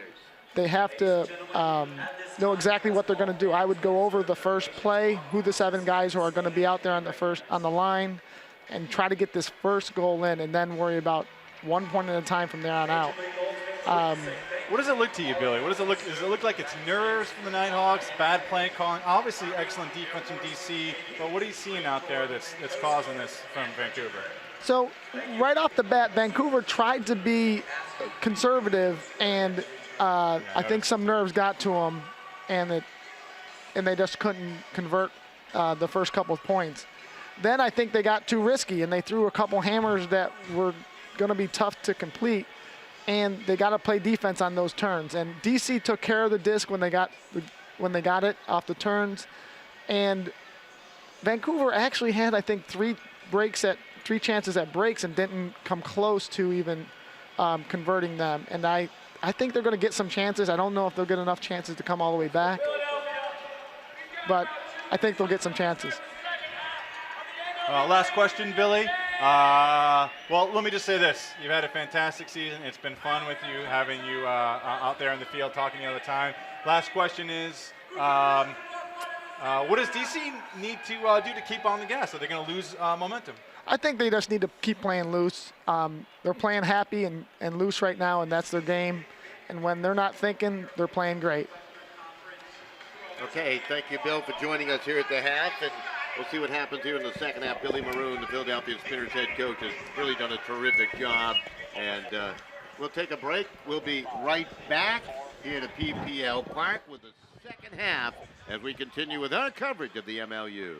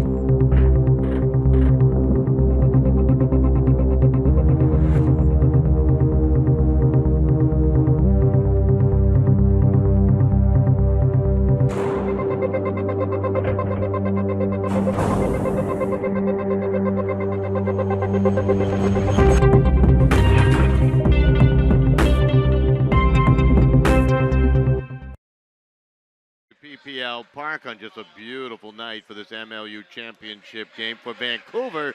It has not been a fun visit to the city of brotherly love. They need to turn things around here in the second half to DC. We have a look at some of the first half highlights, and really it all began with DC time and time again.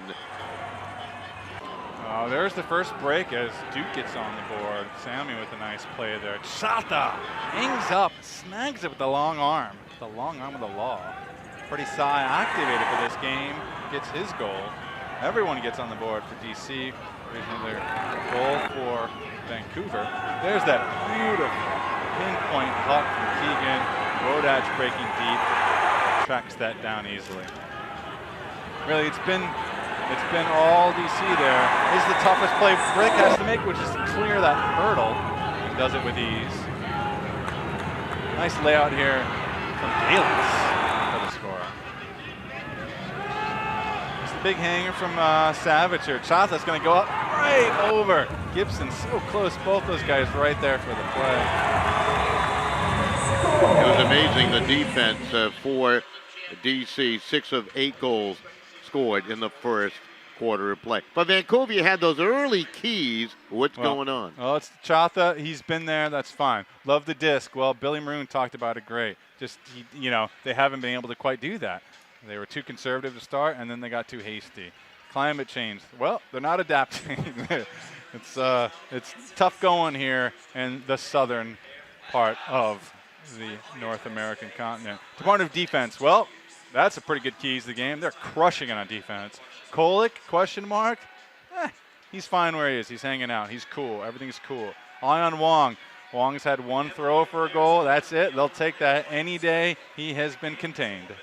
Good look at the tugboat. Perhaps they'll need some help from a tugboat will Vancouver here in the second half. Slime, the toughest tire protection for the harshest conditions, was the sponsor of our keys to the games. We take a look at Vancouver down below. I don't think that tugboat would make its way back to Vancouver, but boy, maybe a big second half here. Who knows how it's all going to go? Plenty of time remaining. That's the attitude you got to take into the second half. So. Well, yeah, I mean, leave it all out there. Luxon told me, listen, we want our guys to leave it out there. A lot of guys on this team are young. All their starting lineup are young. They don't have all the experience in the world. So it's time for guys like we just saw Norris out there. I'd love to see him make some plays. The whole team is going to be on the ready. They're all going to need it. When MLU players on the field, they're playing spike ball. The game that's a little bit like Foursquare, a little bit like volleyball, and a whole lot of fun. Order yours from spikeball.com using discount code MLUROX1-CHAMP. It'll be the Current on the opening pull to start the second half. From right to left. Dominating performance by the D-line in the opening half. Will that continue? Good look at number 22, Brian Marshall. Marshall with the pull. Certainly a high-powered offense when you take a look at the statistical information for Brandon Wong. 64 points coming in. That is a league record. And Vancouver with the first opportunity here in the third quarter to try to right the ship if they can. That snap to the near side. DC continues with that tight man-to-man defense. Oh, Wong made a nice catch under some heated competition, but Dulapon is going back in the first half. That ball slapped away, and we'll have the illegal touch.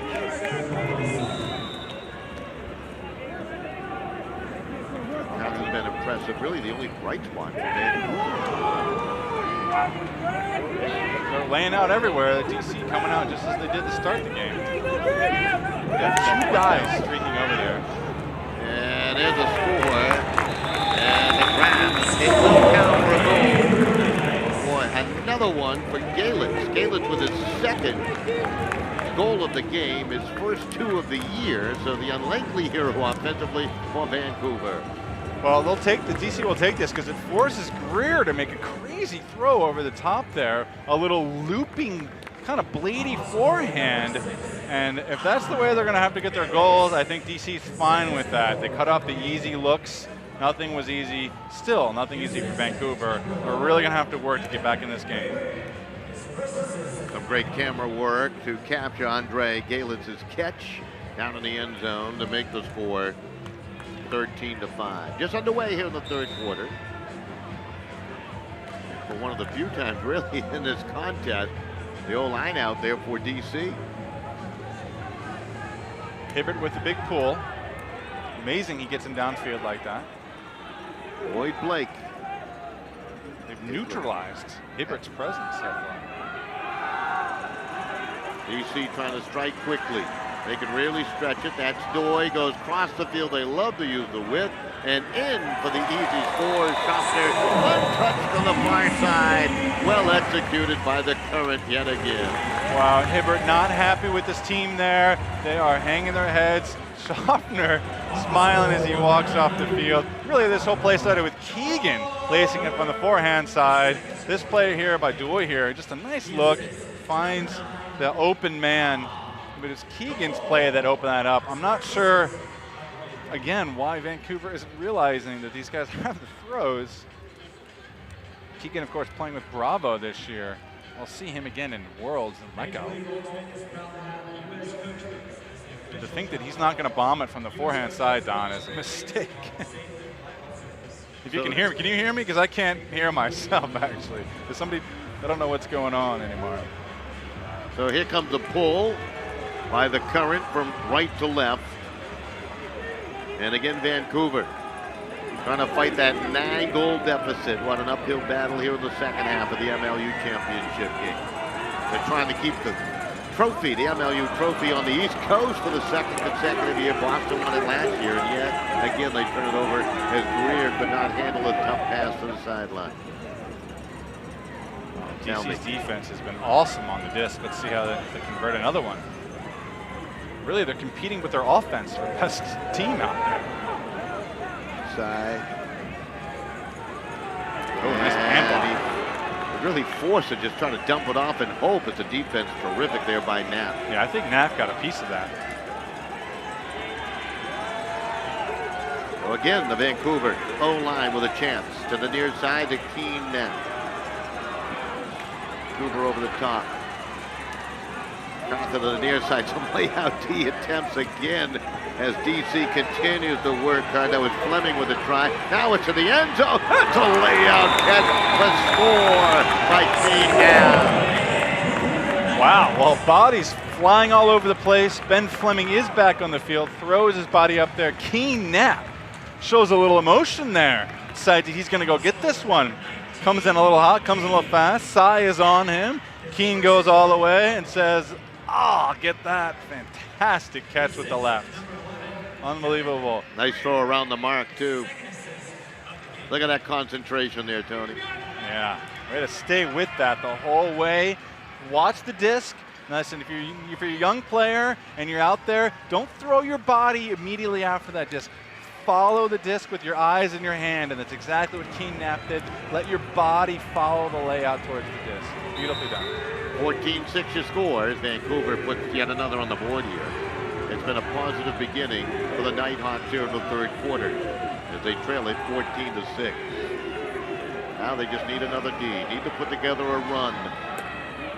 Have you seen much junk defense out of Vancouver here today, or has that hand been forced closed because of DC's play? Oh yeah, they've definitely played some. Wow. That's Joy. Not again. And he'll make the catch. Field day out there. Again, another known release point thrower, and on there finds wide open Tom Boy. It's like you're watching everything on repeat here. It's unbelievable the spacing that DC is getting. Well, you mentioned Calvin Wong in the pregame as being an integral part of this DC current offense. What a throw. Oh, look at that. Nice setup there. Pryle dishes it off, right? This sets up the open throwing lane for Calvin Ong, and he just jacks it downfield. Nothing Menzies can do right there. Well, again, I want to know who's winning the battle. DC's O or DC's D? Who do you think has more points? Good look at Alan Kolick down below with a broken wrist, still in uniform, wishing the best to his fellow teammates in this MLU championship game. Let's look at some stats in the first half. DC 94% completion rate, 6 turnovers, 4 hucks completed, 6 Ds. Vancouver 14 turnovers, 10 throwaways, 3 drops. Not pretty. Not at all. 1 stall.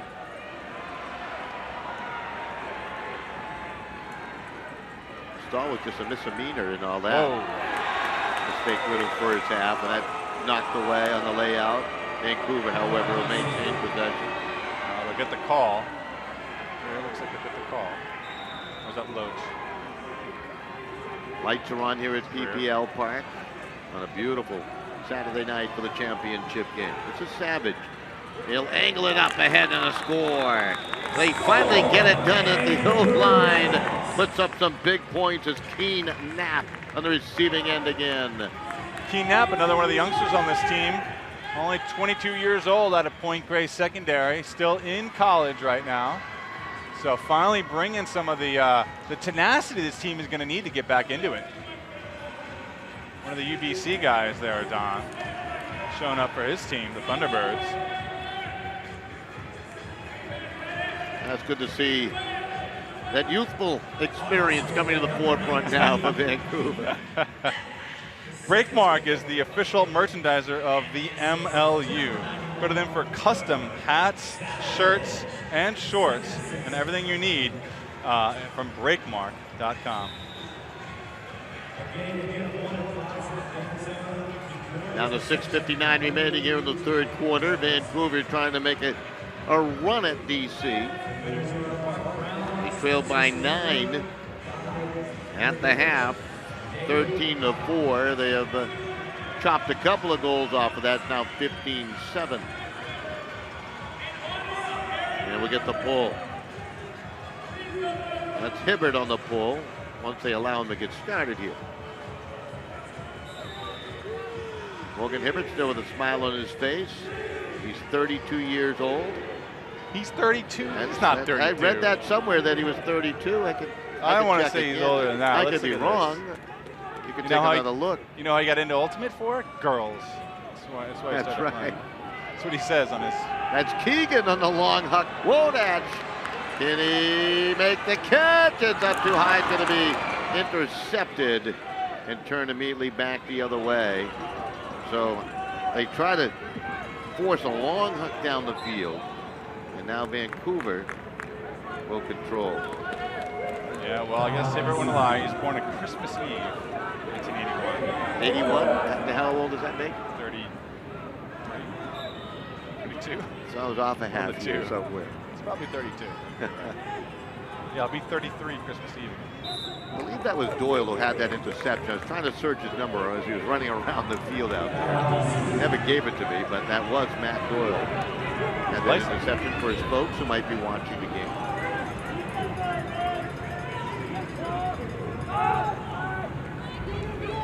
Vancouver. Doyle's been key for this team all season. Deep in the keys. There's Davis, who's another key defender to get called on. Changing the lineup around. Cowan had a touch, a hammer, edges to the catch. 4 points up on the board for Vancouver. Was that Knapp again? If it was, he's been on a bit of a run. Or it could have been my man Matthew Doyle. That's who they're showing on the screen. So Matt Doyle making the catch.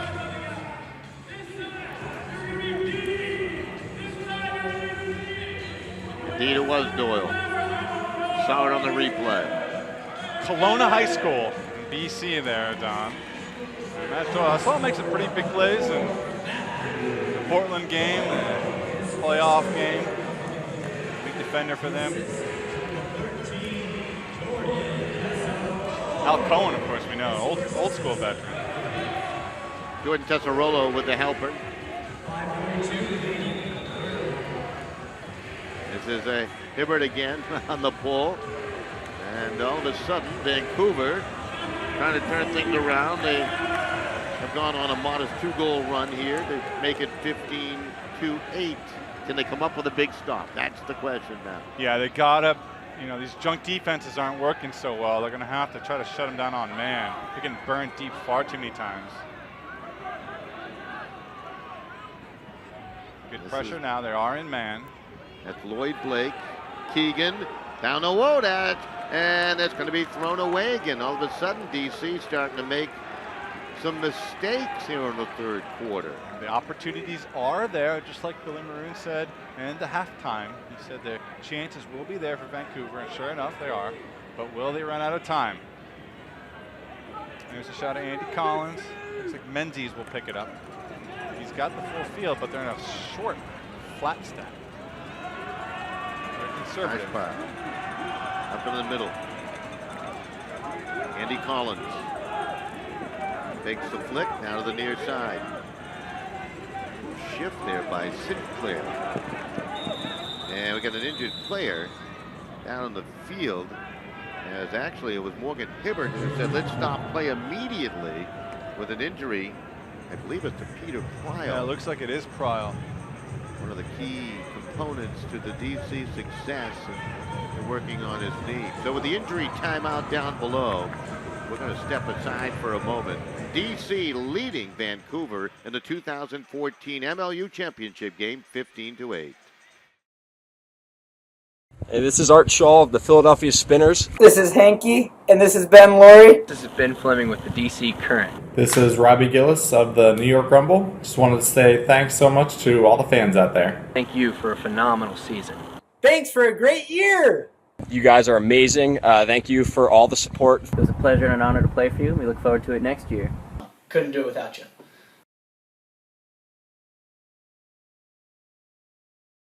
All right, welcome right back to look at Peter Pryal. Hopefully he'll be okay. This is Vancouver in possession with 4:31 remaining in the third quarter. Vancouver trying to climb back.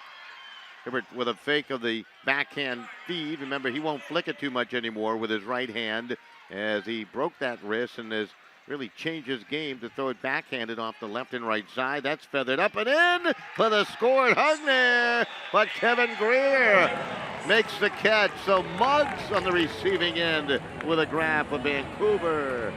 And their comeback bid continues here. Well, exclamation point for Greer. Spiked it. I don't think that was intentionally on one of the DC players. It was a little close, and that's what you just saw the referee talking to him about. This spike here, as he has to climb the roof there to get that one, gets a body in the back, spikes it down for Peters. But I think Greer just excited that he's making a play out there. He had an earlier drop, and Peters does kind of crush him in the back a little bit there. But everyone's cool here. Spike not on Peters. And Greer gets on the board. Yeah, Peters got a little arm too on his way by. I mean, when you get hit like that, you get a little fired up. I mean, you take that personally. You don't want to get hit in the back like that. And this team's been having a rough go of it, so a little emotion there from Greer. Good look at determination on the face of Morgan Hibbert. Vancouver's cut it down to a 6-goal DC lead at 15-9. Well, 6-goal is manageable. So if they can get to that. When MLU players on the field, they are playing spike ball. We saw that actually earlier out here. The game that's a little bit like Foursquare, a little bit like volleyball, and a whole lot of fun. Order yours from spikeball.com using the discount code MLUROX1-champ. All right, this is the current.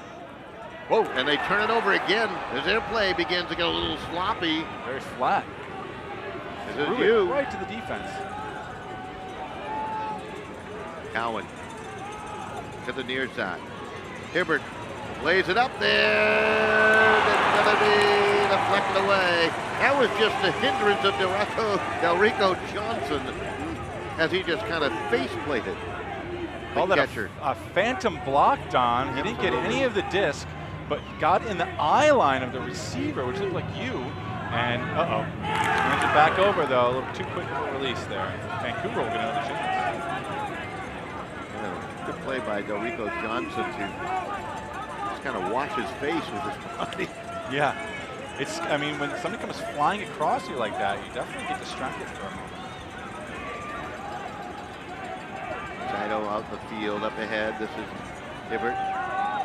Gibson to the middle. That's Davis to the far side. And they got one. Goal again. That's Greer. He goes on a bit of a run. I don't think DC is going to call a timeout. They don't necessarily need to, but it's getting a little too sloppy probably for coaches Moldenhauer, Kevin Moldenhauer, the head coach, and assistant coach Will Smolenski. Probably not so happy with that. As you see, T1000 Alex Davis, his nickname from the Terminator, throw the throw there. So Tesserolo with the goal. That's his 8th of the year. T1000 Alex Davis, I played with actually at a tournament about 6 years ago at Potlatch. Fun times. Matched up against him at Kaimana.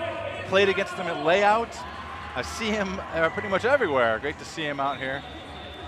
Throwing the goal, making some action happen. Very precision-oriented fella. That's why they call him T1000. He's very mathematical minded. Andy Collins with the pull.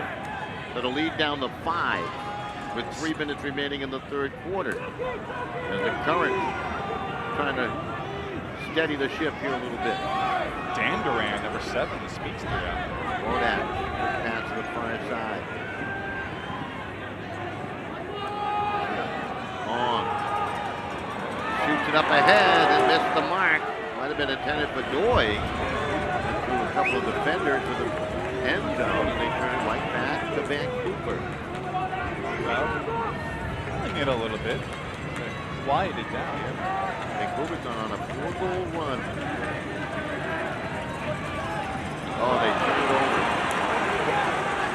Wow. Much touching that pass to Eric Bobo. Couldn't grab it. DC will say thank you very much.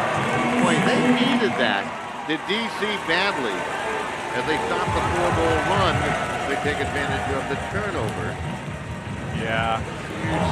Opportunity blown there for Vancouver. Unfortunate break here as nice shot there for Ong gets the goal, but the shoot top turnover from Vancouver gives the short porch to DC. And yes, they did need that, Don. They weren't connecting deep, and so a nice 10-yard opportunity is very helpful. So Ong and Schaffner collaborate. Ong with his first goal. Back to a 6-goal advantage with 2:12 remaining. That's the problem with coming from 9 down. Looks like you're making some headway. Wow, it's only 4. The opposition scores 1 and you're back down by 5, maybe 6. Not easy coming back from 9. Vancouver's had a very good third quarter, however.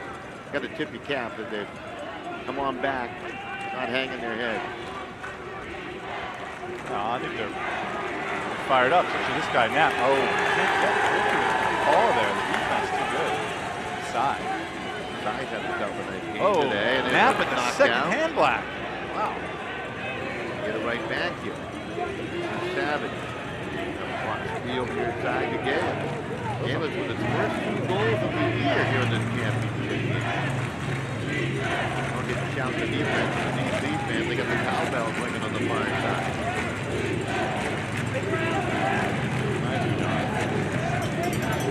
Got the cowbell.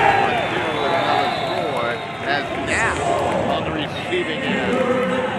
He's got a monster. What an interesting series of plays there. Knapp can't get the hanging pass, drops it, doesn't drop it, it's a tough pass. Hand blocks for the second time this game, it's amazing. Hand blocks are one of the toughest things to get in Ultimate. Your hand-eye coordination, your hand speed has got to be amazing. And then he gets a score, so what a whole bunch of action going on there for Keen Knapp, the young player. Still in college and playing for the Nighthawks. Smile on Keen Knapp's face, enjoying the game despite the score. It's 16-11. 1:25 remaining in the third. It'll be Morgan Hibbert on the pull.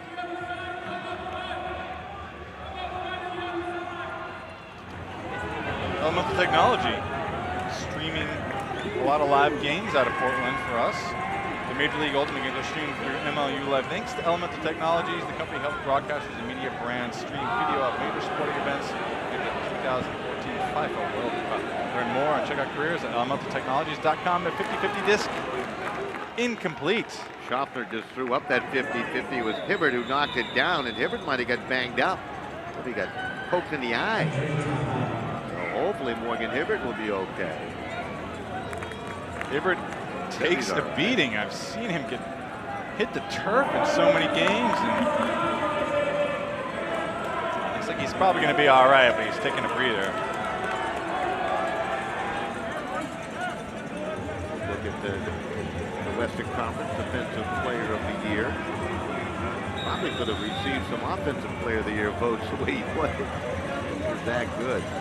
22nd point. Yeah, just had a fantastic year. Really powered that team. Score again with under a minute remaining in the quarter as Teshpire will capture the disc and he'll celebrate. Remy Teshpire getting on the board here, and really the whole team looking a heck of a lot better, especially on the defensive end, and just as Billy Maroon was talking about, converting those Ds into goals, which is huge. I mean, right now, DC is playing terrible, and Vancouver taking advantage. They've cut the gap to 4. Teshpire out of McGill University here on the East Coast. So, Don, we got a real action here.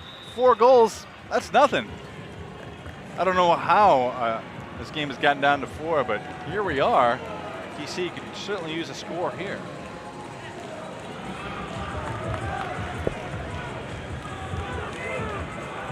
They've outscored them 8-3 here in the quarter as Vancouver. Lloyd Blake, where's number 14, trying to move that disc along quickly. Now it comes on the near side. This is Keegan.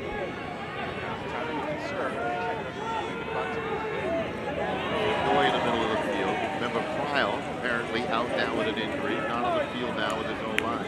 This seems like they have best team defense now. This is like coaching on the handlers. Man downfield. There's double team here. Circulating.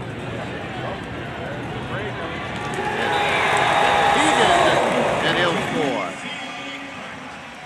Lloyd Blake with the big lefty break mark up there with the high left release. Lefty backhand to the short corner. Kind of a funky throw there. And that's what gets Dan Duran off his man there. He wasn't able to get around in time. Collins prevents the flick. But Lloyd Blake comes over the top with that lefty backhand. Good look at Sean Keegan. Keegan really propelled DC to that big first half lead at 13-4. Quite a comeback here in the third quarter by Vancouver. It's now 17-12.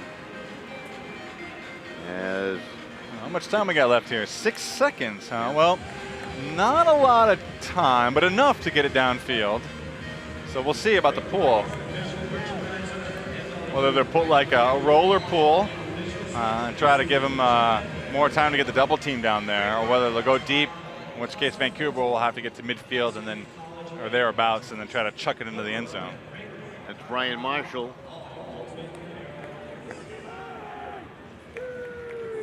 Marshall, the defensive specialist. Nighthawks ready to receive the pull. 17-12, DC. Could be a very interesting fourth quarter of play, Tony Leonardo. Let's see what they do here to set something up. Not a lot of time to send it. That's Greer. Off in time, good if it goes. Gonna hang up there, and it's gonna be deflected and caught on the back end by Underhill. Wow. Just what the doctor ordered. An end of the quarter game catch from Underhill there to preserve possession, get themselves a goal. Tip drill in progress here. And Underhill comes up with it to give a point and a boost to Vancouver. Vancouver in the third quarter, shaving 5 goals off the DC lead. We'll take a break through 3. DC current leading Vancouver 17-13.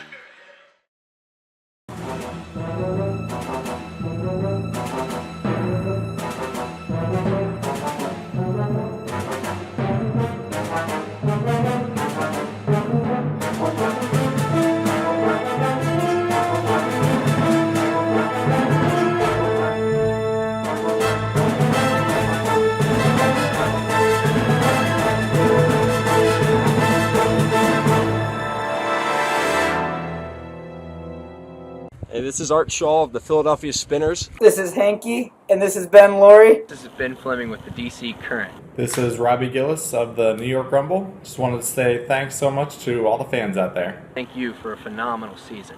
Thanks for a great year. You guys are amazing. Thank you for all the support. It was a pleasure and an honor to play for you. We look forward to it next year. Couldn't do it without you.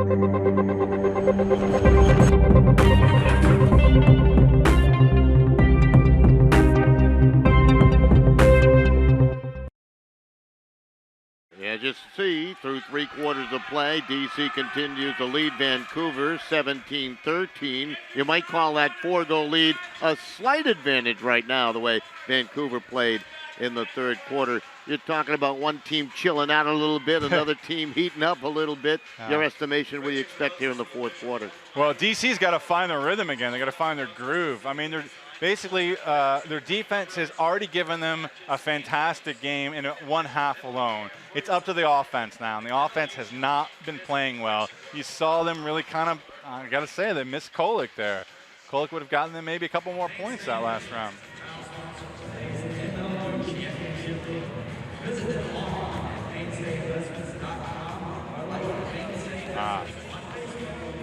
Slime, green. Why don't you say it, Don? I don't. Something about green. The. All right, welcome. And get ready, folks, for the fourth quarter of this MLU championship game. Did I get us in trouble, Don? I hope not. What are we talking? Okay, here it is. The offensive line has got to make some stuff happen here. They got to okay. Obviously, their deep game has been found out by now. After they burned them in the first half, so they got to play chilly. Try to get something under to work.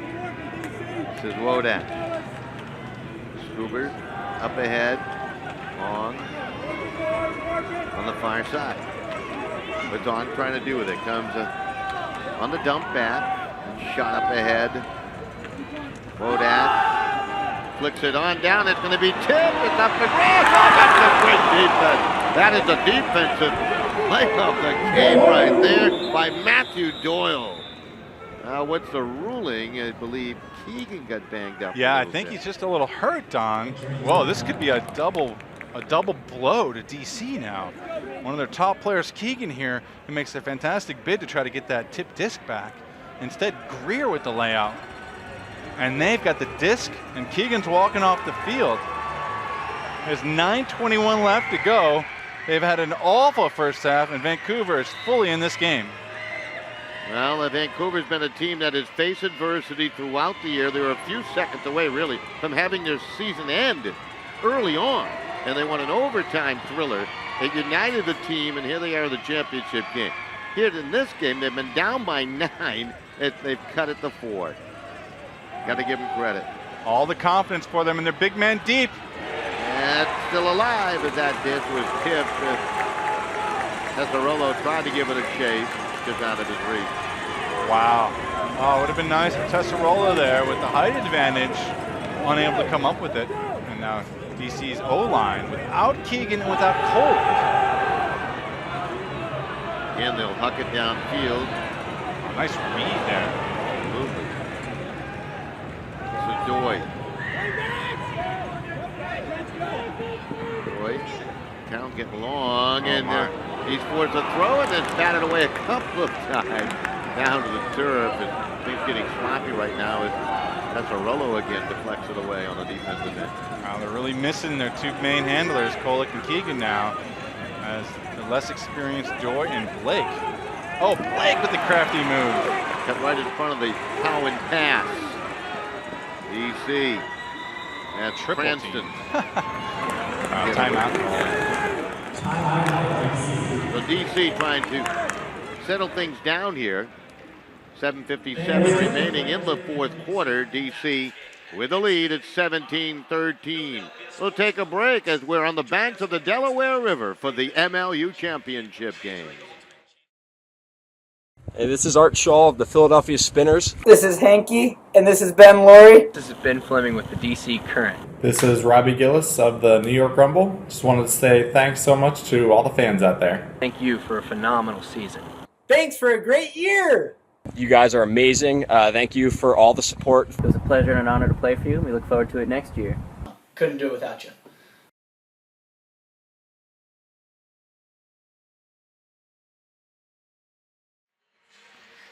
Good look at the skyline here in Greater Philadelphia. That looks amazing. Absolutely beautiful, isn't it? It's a beautiful, beautiful park. PPL Park. Home of the Philadelphia Union. Yep. The MLS team. MLU, a lot of the Major League Ultimate guys are big fans of Premier League and a lot of stuff. You see Pryor walking out the field in good condition. That's good to see. His off O-line buddy. And there's Keegan back on the field. Also great to see. For a while there, they were down all three of those guys. I think about it. Kolek, Pryor, and Keegan. All mainstays on the O-line. So out of the timeout, DC with the disc. See if they come in here. This is a really odd-looking stack. About 18 yards away from the goal line is Keegan. Some ISO played a Schaffner and slipped. Couldn't get open. Keegan flicks it ahead. That's a nice catch. Coming back to it that time was Cranston, David Cranston. In this championship game. Really starting to be a vital player here in the second half as we expected. Cranston to the sideline. And we'll get a whistle. And we have some contact that's going to go against the defense. Vancouver's defense is he walked up a little too far there. Cranston just kept walking. Yeah, he's got long legs. Peter Pryor look-alike. Cranston will feather it in. Stop there on the receiving end for the score. Can't defend that. Angle towards the pylon. Yeah, well, eventually, that's where that 10-yard penalty really helps out a team there. Walks really close right up to the goal line. Not much you need to do to punch it in there. The quick feet of Schaffner get it in for the goal. Nice defense, though, all the way around for Vancouver. You know, they need every point here, so I'm not going to say you're going to be happy with that, but they played well. Just couldn't quite get it done there. Alan Cowan trying to stop Schaffner defensively on that replay. Well, I said that DC's defense has done enough to win this game, and I think that's true, but going to be called on for a little more here. As we see Dom Gibson, Eric Salmi with the pull, David Boylan Colchin next to him. Here's the pull downfield. Vancouver with time remaining, 7:13 on the clock. And they trail by 5 yet again, 18-13. They've gotten as close as 4. They were down by 9 at the half, and again they toss it away to the sideline here. Rare turnover from Underhill. Looks like he went too high over Keen Knapp. Sy will play it to the middle of the field. David Bowling, Colchin, far side, Gibson. It's DC's advantage to take their time here. They need to rush. Far side, they control it. They're taking their time. They dump it on Pat. That's just a split catch. Reaching out with Eddie Peters. Wow. The side. Really saved that. He really did. To the near side, the Bowling Colchin. Bowling Colchin. Back to the middle of Peters. Well, they are doing exactly as the doctor wanted them to do, which is to take their time here, just eat some clock. Smart play. This is Maloney. And he'll hammer one in for the score. Well, they needed it, and they got it. Eric Salmi with the goal to make it 19-13. Eddie Peters there really saved that possession with that friction gloves catch. And DC now looks pretty good right now with a 6-goal lead with 6 minutes left. Yeah, they have scored 2 consecutive to begin the fourth quarter. Salmi on the receiving end. Salmi's got a couple goals here today. Salmi's looking pretty good right now. Your leaders are Schaffner's got 5 points, 3 goals, 2 assists for DC. Kevin Greer, number 11 for Vancouver, with 5 points, 1 goal, and 4 assists. Doyle has 3 Ds on with 2. Of course, you can check out MLU Ultimate on Facebook.com, ML Ultimate at MLU. Here we go. Twitter as well. There's obviously the Twitter feed. Look at that. I think this game is MLU 2014, 2014. Hashtag. That's what the hashtag is, Tom. That's the hashtag. It's confused me early on to that hashtag. Thrown away by Vancouver.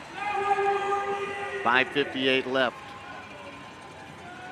Jody Johnson. Big for his half for DC. Oh, one-handed try there by Delrico Johnson. Yeah, a little behind him. Yeah, knocked still it catchable. Ludick was racing downfield. Underhill elected to go to the middle of the field, and now Vancouver trying to turn it on the right side to Bears. Bears in holding, and we'll get a whistle. Shota with the disc. Shota's been a little quiet. This run has been sparked by the defense for Vancouver. Got the quick pass up ahead. Oh, reaching catch just shy of the goal line by Norris. Norris up, plays it back. Dumped it. Now they swing it and they throw it in, and that's just a magnificent catch by Underhill. Wow, nice play. Kevin Underhill there takes the apple pickle up high and just plucks that disc out of the sky. Well, it's just one hang up from Knapp. Not a great throw. His man is there, though. Underhill goes up early and gets it over Gordon. Well done. Great catch with that long reach as Just he really caught it timed over his Matt jump there. Gordon. Peter Pryal is out for the game officially now with that banged up knee. Yeah, well, no reason to put him in if there's, with this lead that they have. It's interesting, though. They're going to close out this. If they win this game, they're going to do it without Kolek and without Pryal. Sean Keegan down below. He left with injury for a bit. The DC at the end of the third quarter. Into the fourth. Morgan Hibbert. He plays a lot of points as Morgan Hibbert. Yeah, what do we have him up to? He had 20 points before that one, so this might be his 21st point. Whoa, there we go. Stepping into the lane. Well done. DC getting lazy again. Oh, Hibbert. Nice catch by Hibbert. Back to the middle of the field. To the near side. That's Cowan, and in for the score. I want to tell you, good work by Vancouver as they work that transitional game very effectively for another point to make it 19-15, and they can still believe. Wow, the DC offense just wants to get home right now. They might as well start putting in the D-line. They're looking really shaky. They've had an awful half here. Really, the Department of Defense has held up, and the Pentagon has not. The Pentagon's in charge of tactical maneuvering, right? So that was Sinclair on the receiving end. Cowan with the helper. What do you do here? You got to calm down the troops here. Maybe run a little three-man weave. Yeah, knowing these guys though, Don, I don't think they're gonna do anything different. I mean, all season, Kevin, Will, we saw even in that Boston game, chips were down. They just stayed with it. So the same guys march out there. Most teams you'll see in the MLU, they'll start putting on the D-line when their offense just can't handle it because you need a reset. Just look at the field differently, but we're not seeing DC do that. This has been what the philosophy though, so they're sticking with their plan. Peters on the far side to control it. Back to Ong. Calvin Ong. Wodak, nice running catch. Quickly picked up by Davis defensively. Nice patience here. They're working the field. They can time off the clock. Yeah. Keegan got it tightly. Whoa. He put that through you. And up ahead the edge of it for the score. Wow. The Current with yet another. What a game for the youngster Markham Schaffner here today as he scores yet another goal. Well, I guess if that's the way you're going to win the championship, as you has to go over him, and then the quick hammer from Doy after that surprising reception as the high stall count from Keegan. And Markham Schaffner now leads the game with 6 points. Now you mentioned Doy, he's had himself a whale of a game here today. Done a nice job. He's taken over a role he's not accustomed to on occasion.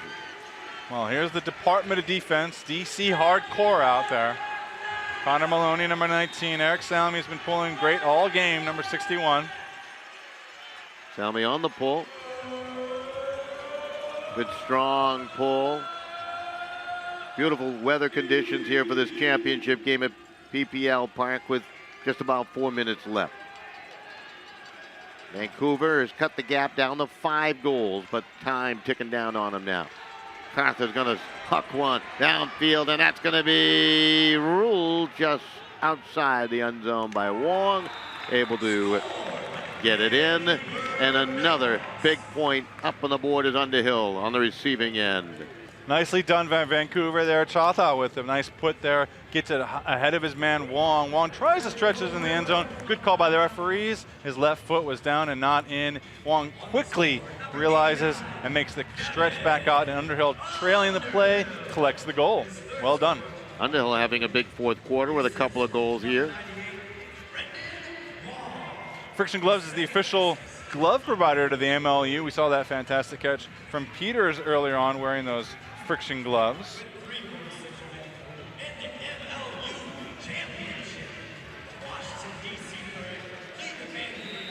That's Morgan Hibbert. Vancouver down by 4 again. Can they create another opportunity? Will DC take care of the disc?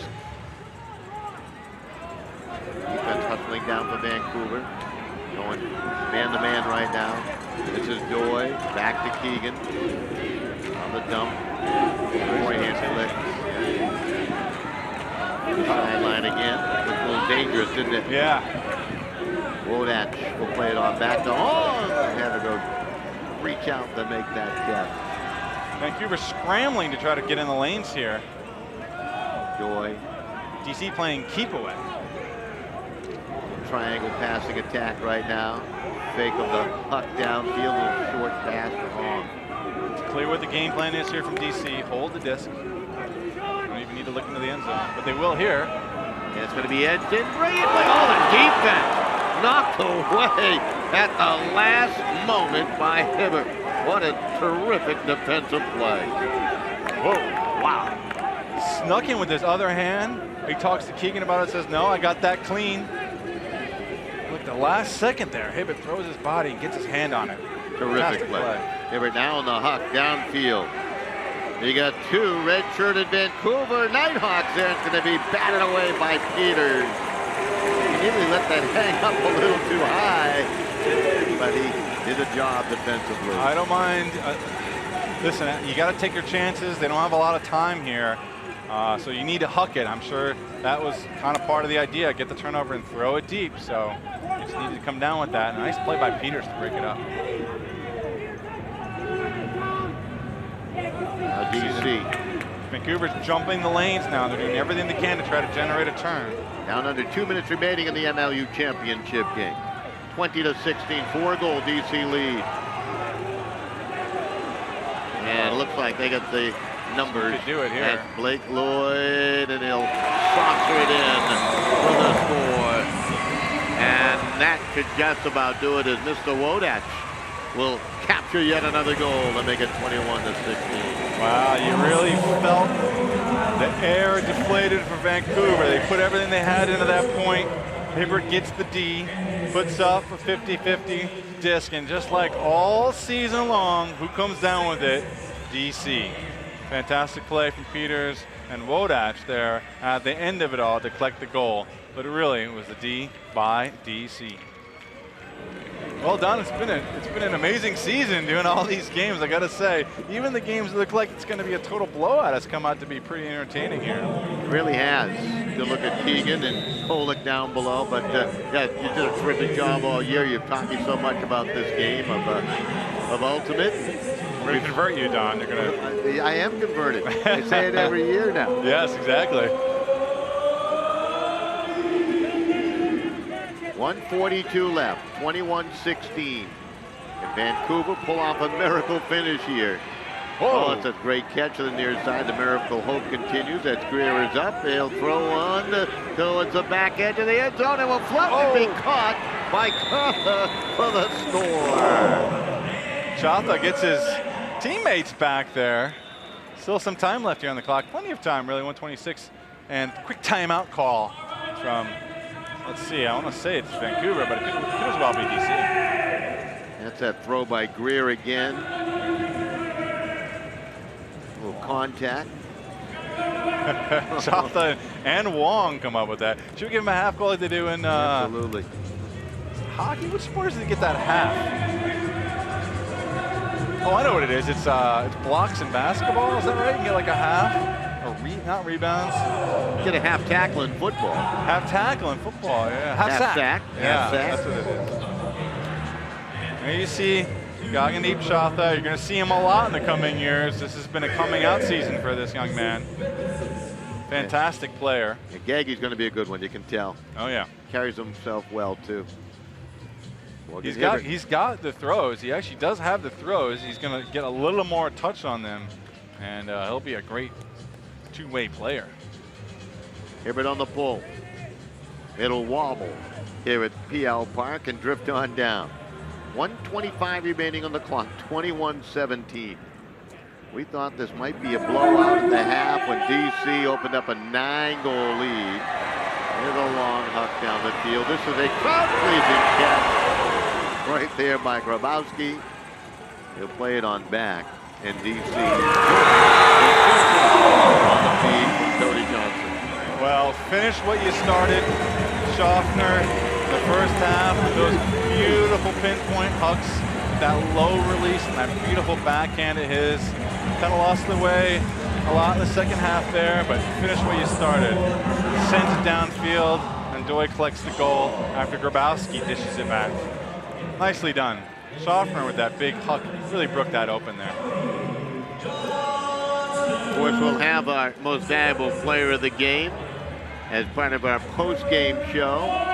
With I think it's got to go to the marksman. Yeah, it might. I don't know who's going to vote on that.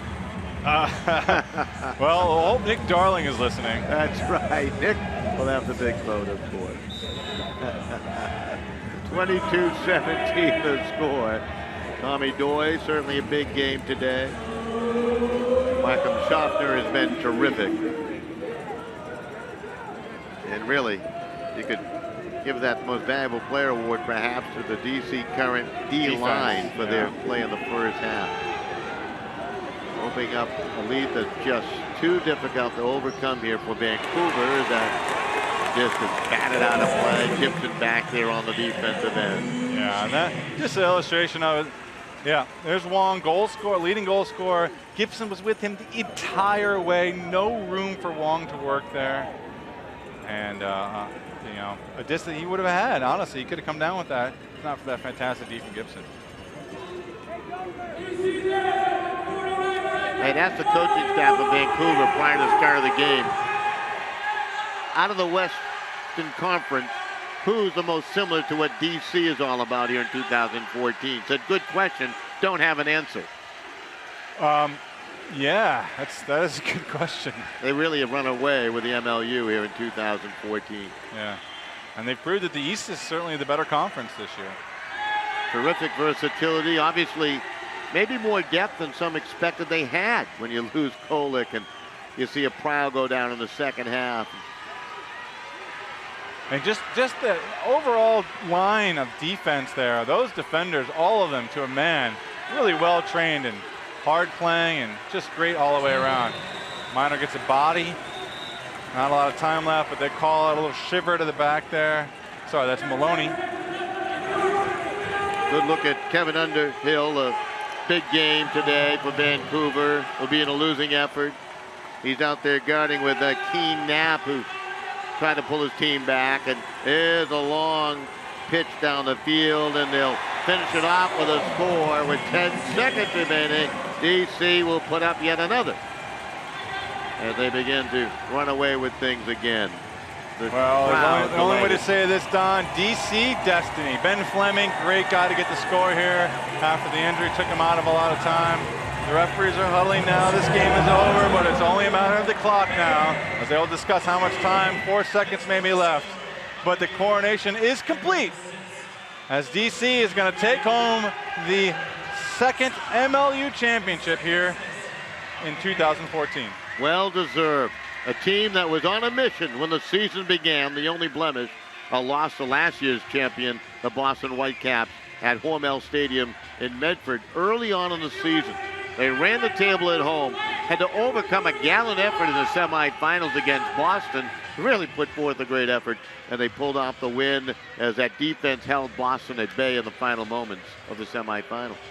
Well, this is going to be their 10th straight win, and none sweeter, as is truly a team effort. The Magician Kolick sidelined with a broken wrist, out for the game. They don't look at all to him, no worries, as DC comes in and dominates the first half and cruises to the victory here in the second. Vancouver with a great effort in the second half, but just not enough as they're down 22-17 here. Vancouver has had an up and down season is what they said, but they closed with 5 straight wins to get here. So you got to say that's an up season. I mean, that's a fantastic way. They couldn't quite get it done here today. They got a lot to build on. They have a young core and clearly a lot of talent out there. And time expires. There you go. The DC Current, your 2014 MLU champion, and well deserved. What a performance here today. And victorious. Final score will be 23-17 as they finally put that last goal up on the board by Ben Fleming across the way here at PPL Park. 23-17 the final, and is Maxim Schaffner. What a game he had to Markham Schaffner here today, Tony. He was outstanding. Yeah, the marksman, Mark Schaffner, is our player of the game. We'll be talking to him shortly. But we're going to go to break right now. Stay tuned, and we'll get to Mark Schaffner after this.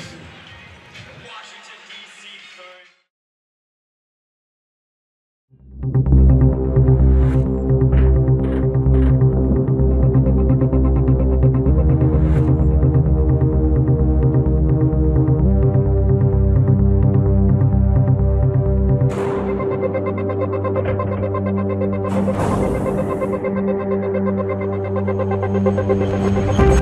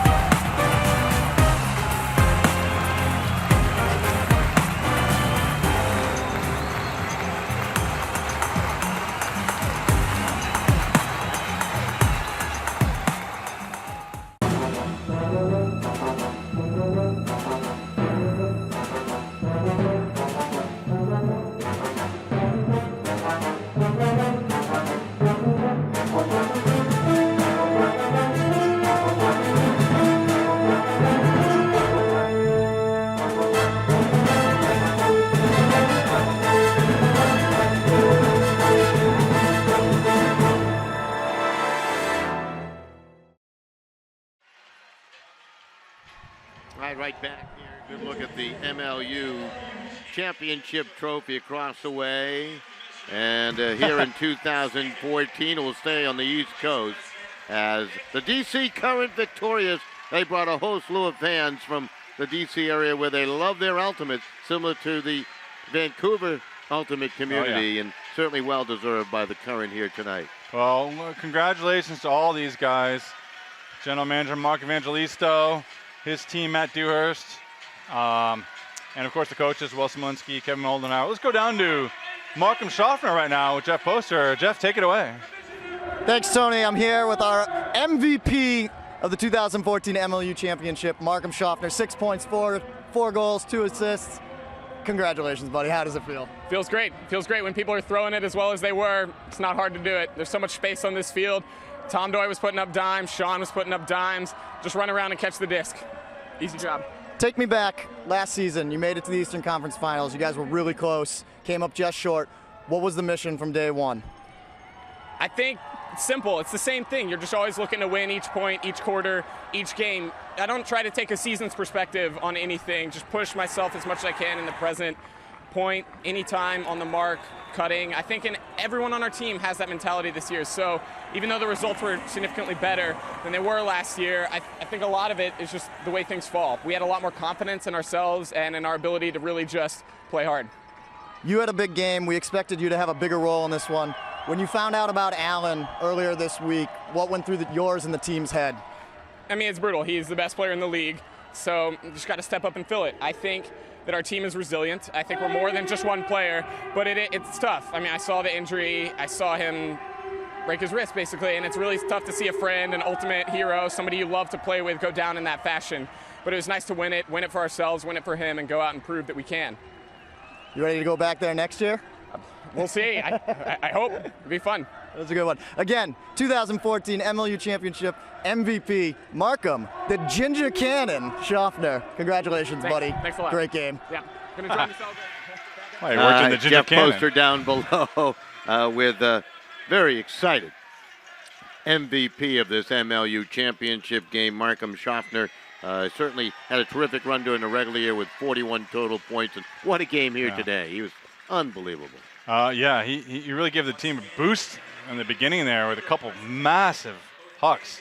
And that really just put so much pressure on the Vancouver defense. They have to just totally switch up what their preferred way of playing is. And well-deserved MVP. And there he is holding the trophy right now. 23-17, your final score. Another good look at Markham Schaffner. We'll take another break. We'll be back. We'll put the final wraps on things right here from PPL Park after this.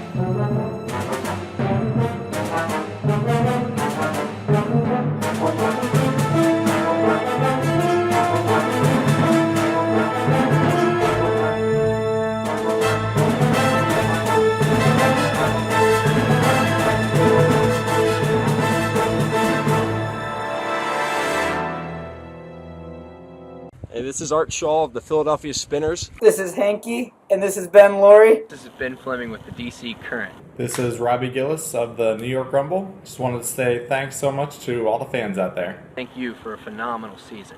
Thanks for a great year. You guys are amazing. Thank you for all the support. It was a pleasure and an honor to play for you, and we look forward to it next year. Couldn't do it without you.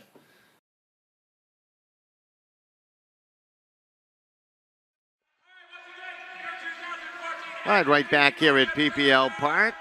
As you take a look at the final score, DC Current over Vancouver, 23-17. Certainly plenty of highlights from the first half, but we're going to focus in on the second half and the big comeback try by Vancouver. Yeah, well, Here's what kind of opened it up here. Was a tough throw from Greer there, a nice catch. That's Schaffner picking it up. Watch Knapp make this play. Follows the disc all the way with his left hand, follows the disc into the ground as his body follows suit. Looks like a lot of Vancouver highlights out here as T1000 gets on the board with the forehand. But it's going to end with the DC Current taking it on. There's a big play from Blake with the big lefty high release there. The 50-50 tip disc with Underhill that ended the third quarter, Don. That was a pretty big play. Another sky from Underhill there. Really one of the top players on this Nighthawks team. Works for Ultimate Canada. And all around one of the most solid guys. And there is your MVP, the Ginger Cannon, Markham Schaffner. Yeah, absolutely. Markham Schaffner, your MVP, and your final score one more time from PPL Park. The DC Current 23, the Vancouver Nighthawks 17. For Tony Leonardo and the entire production crew, I'm Don Boyle. As you take a look at that MLU trophy, and it's the DC Current victorious.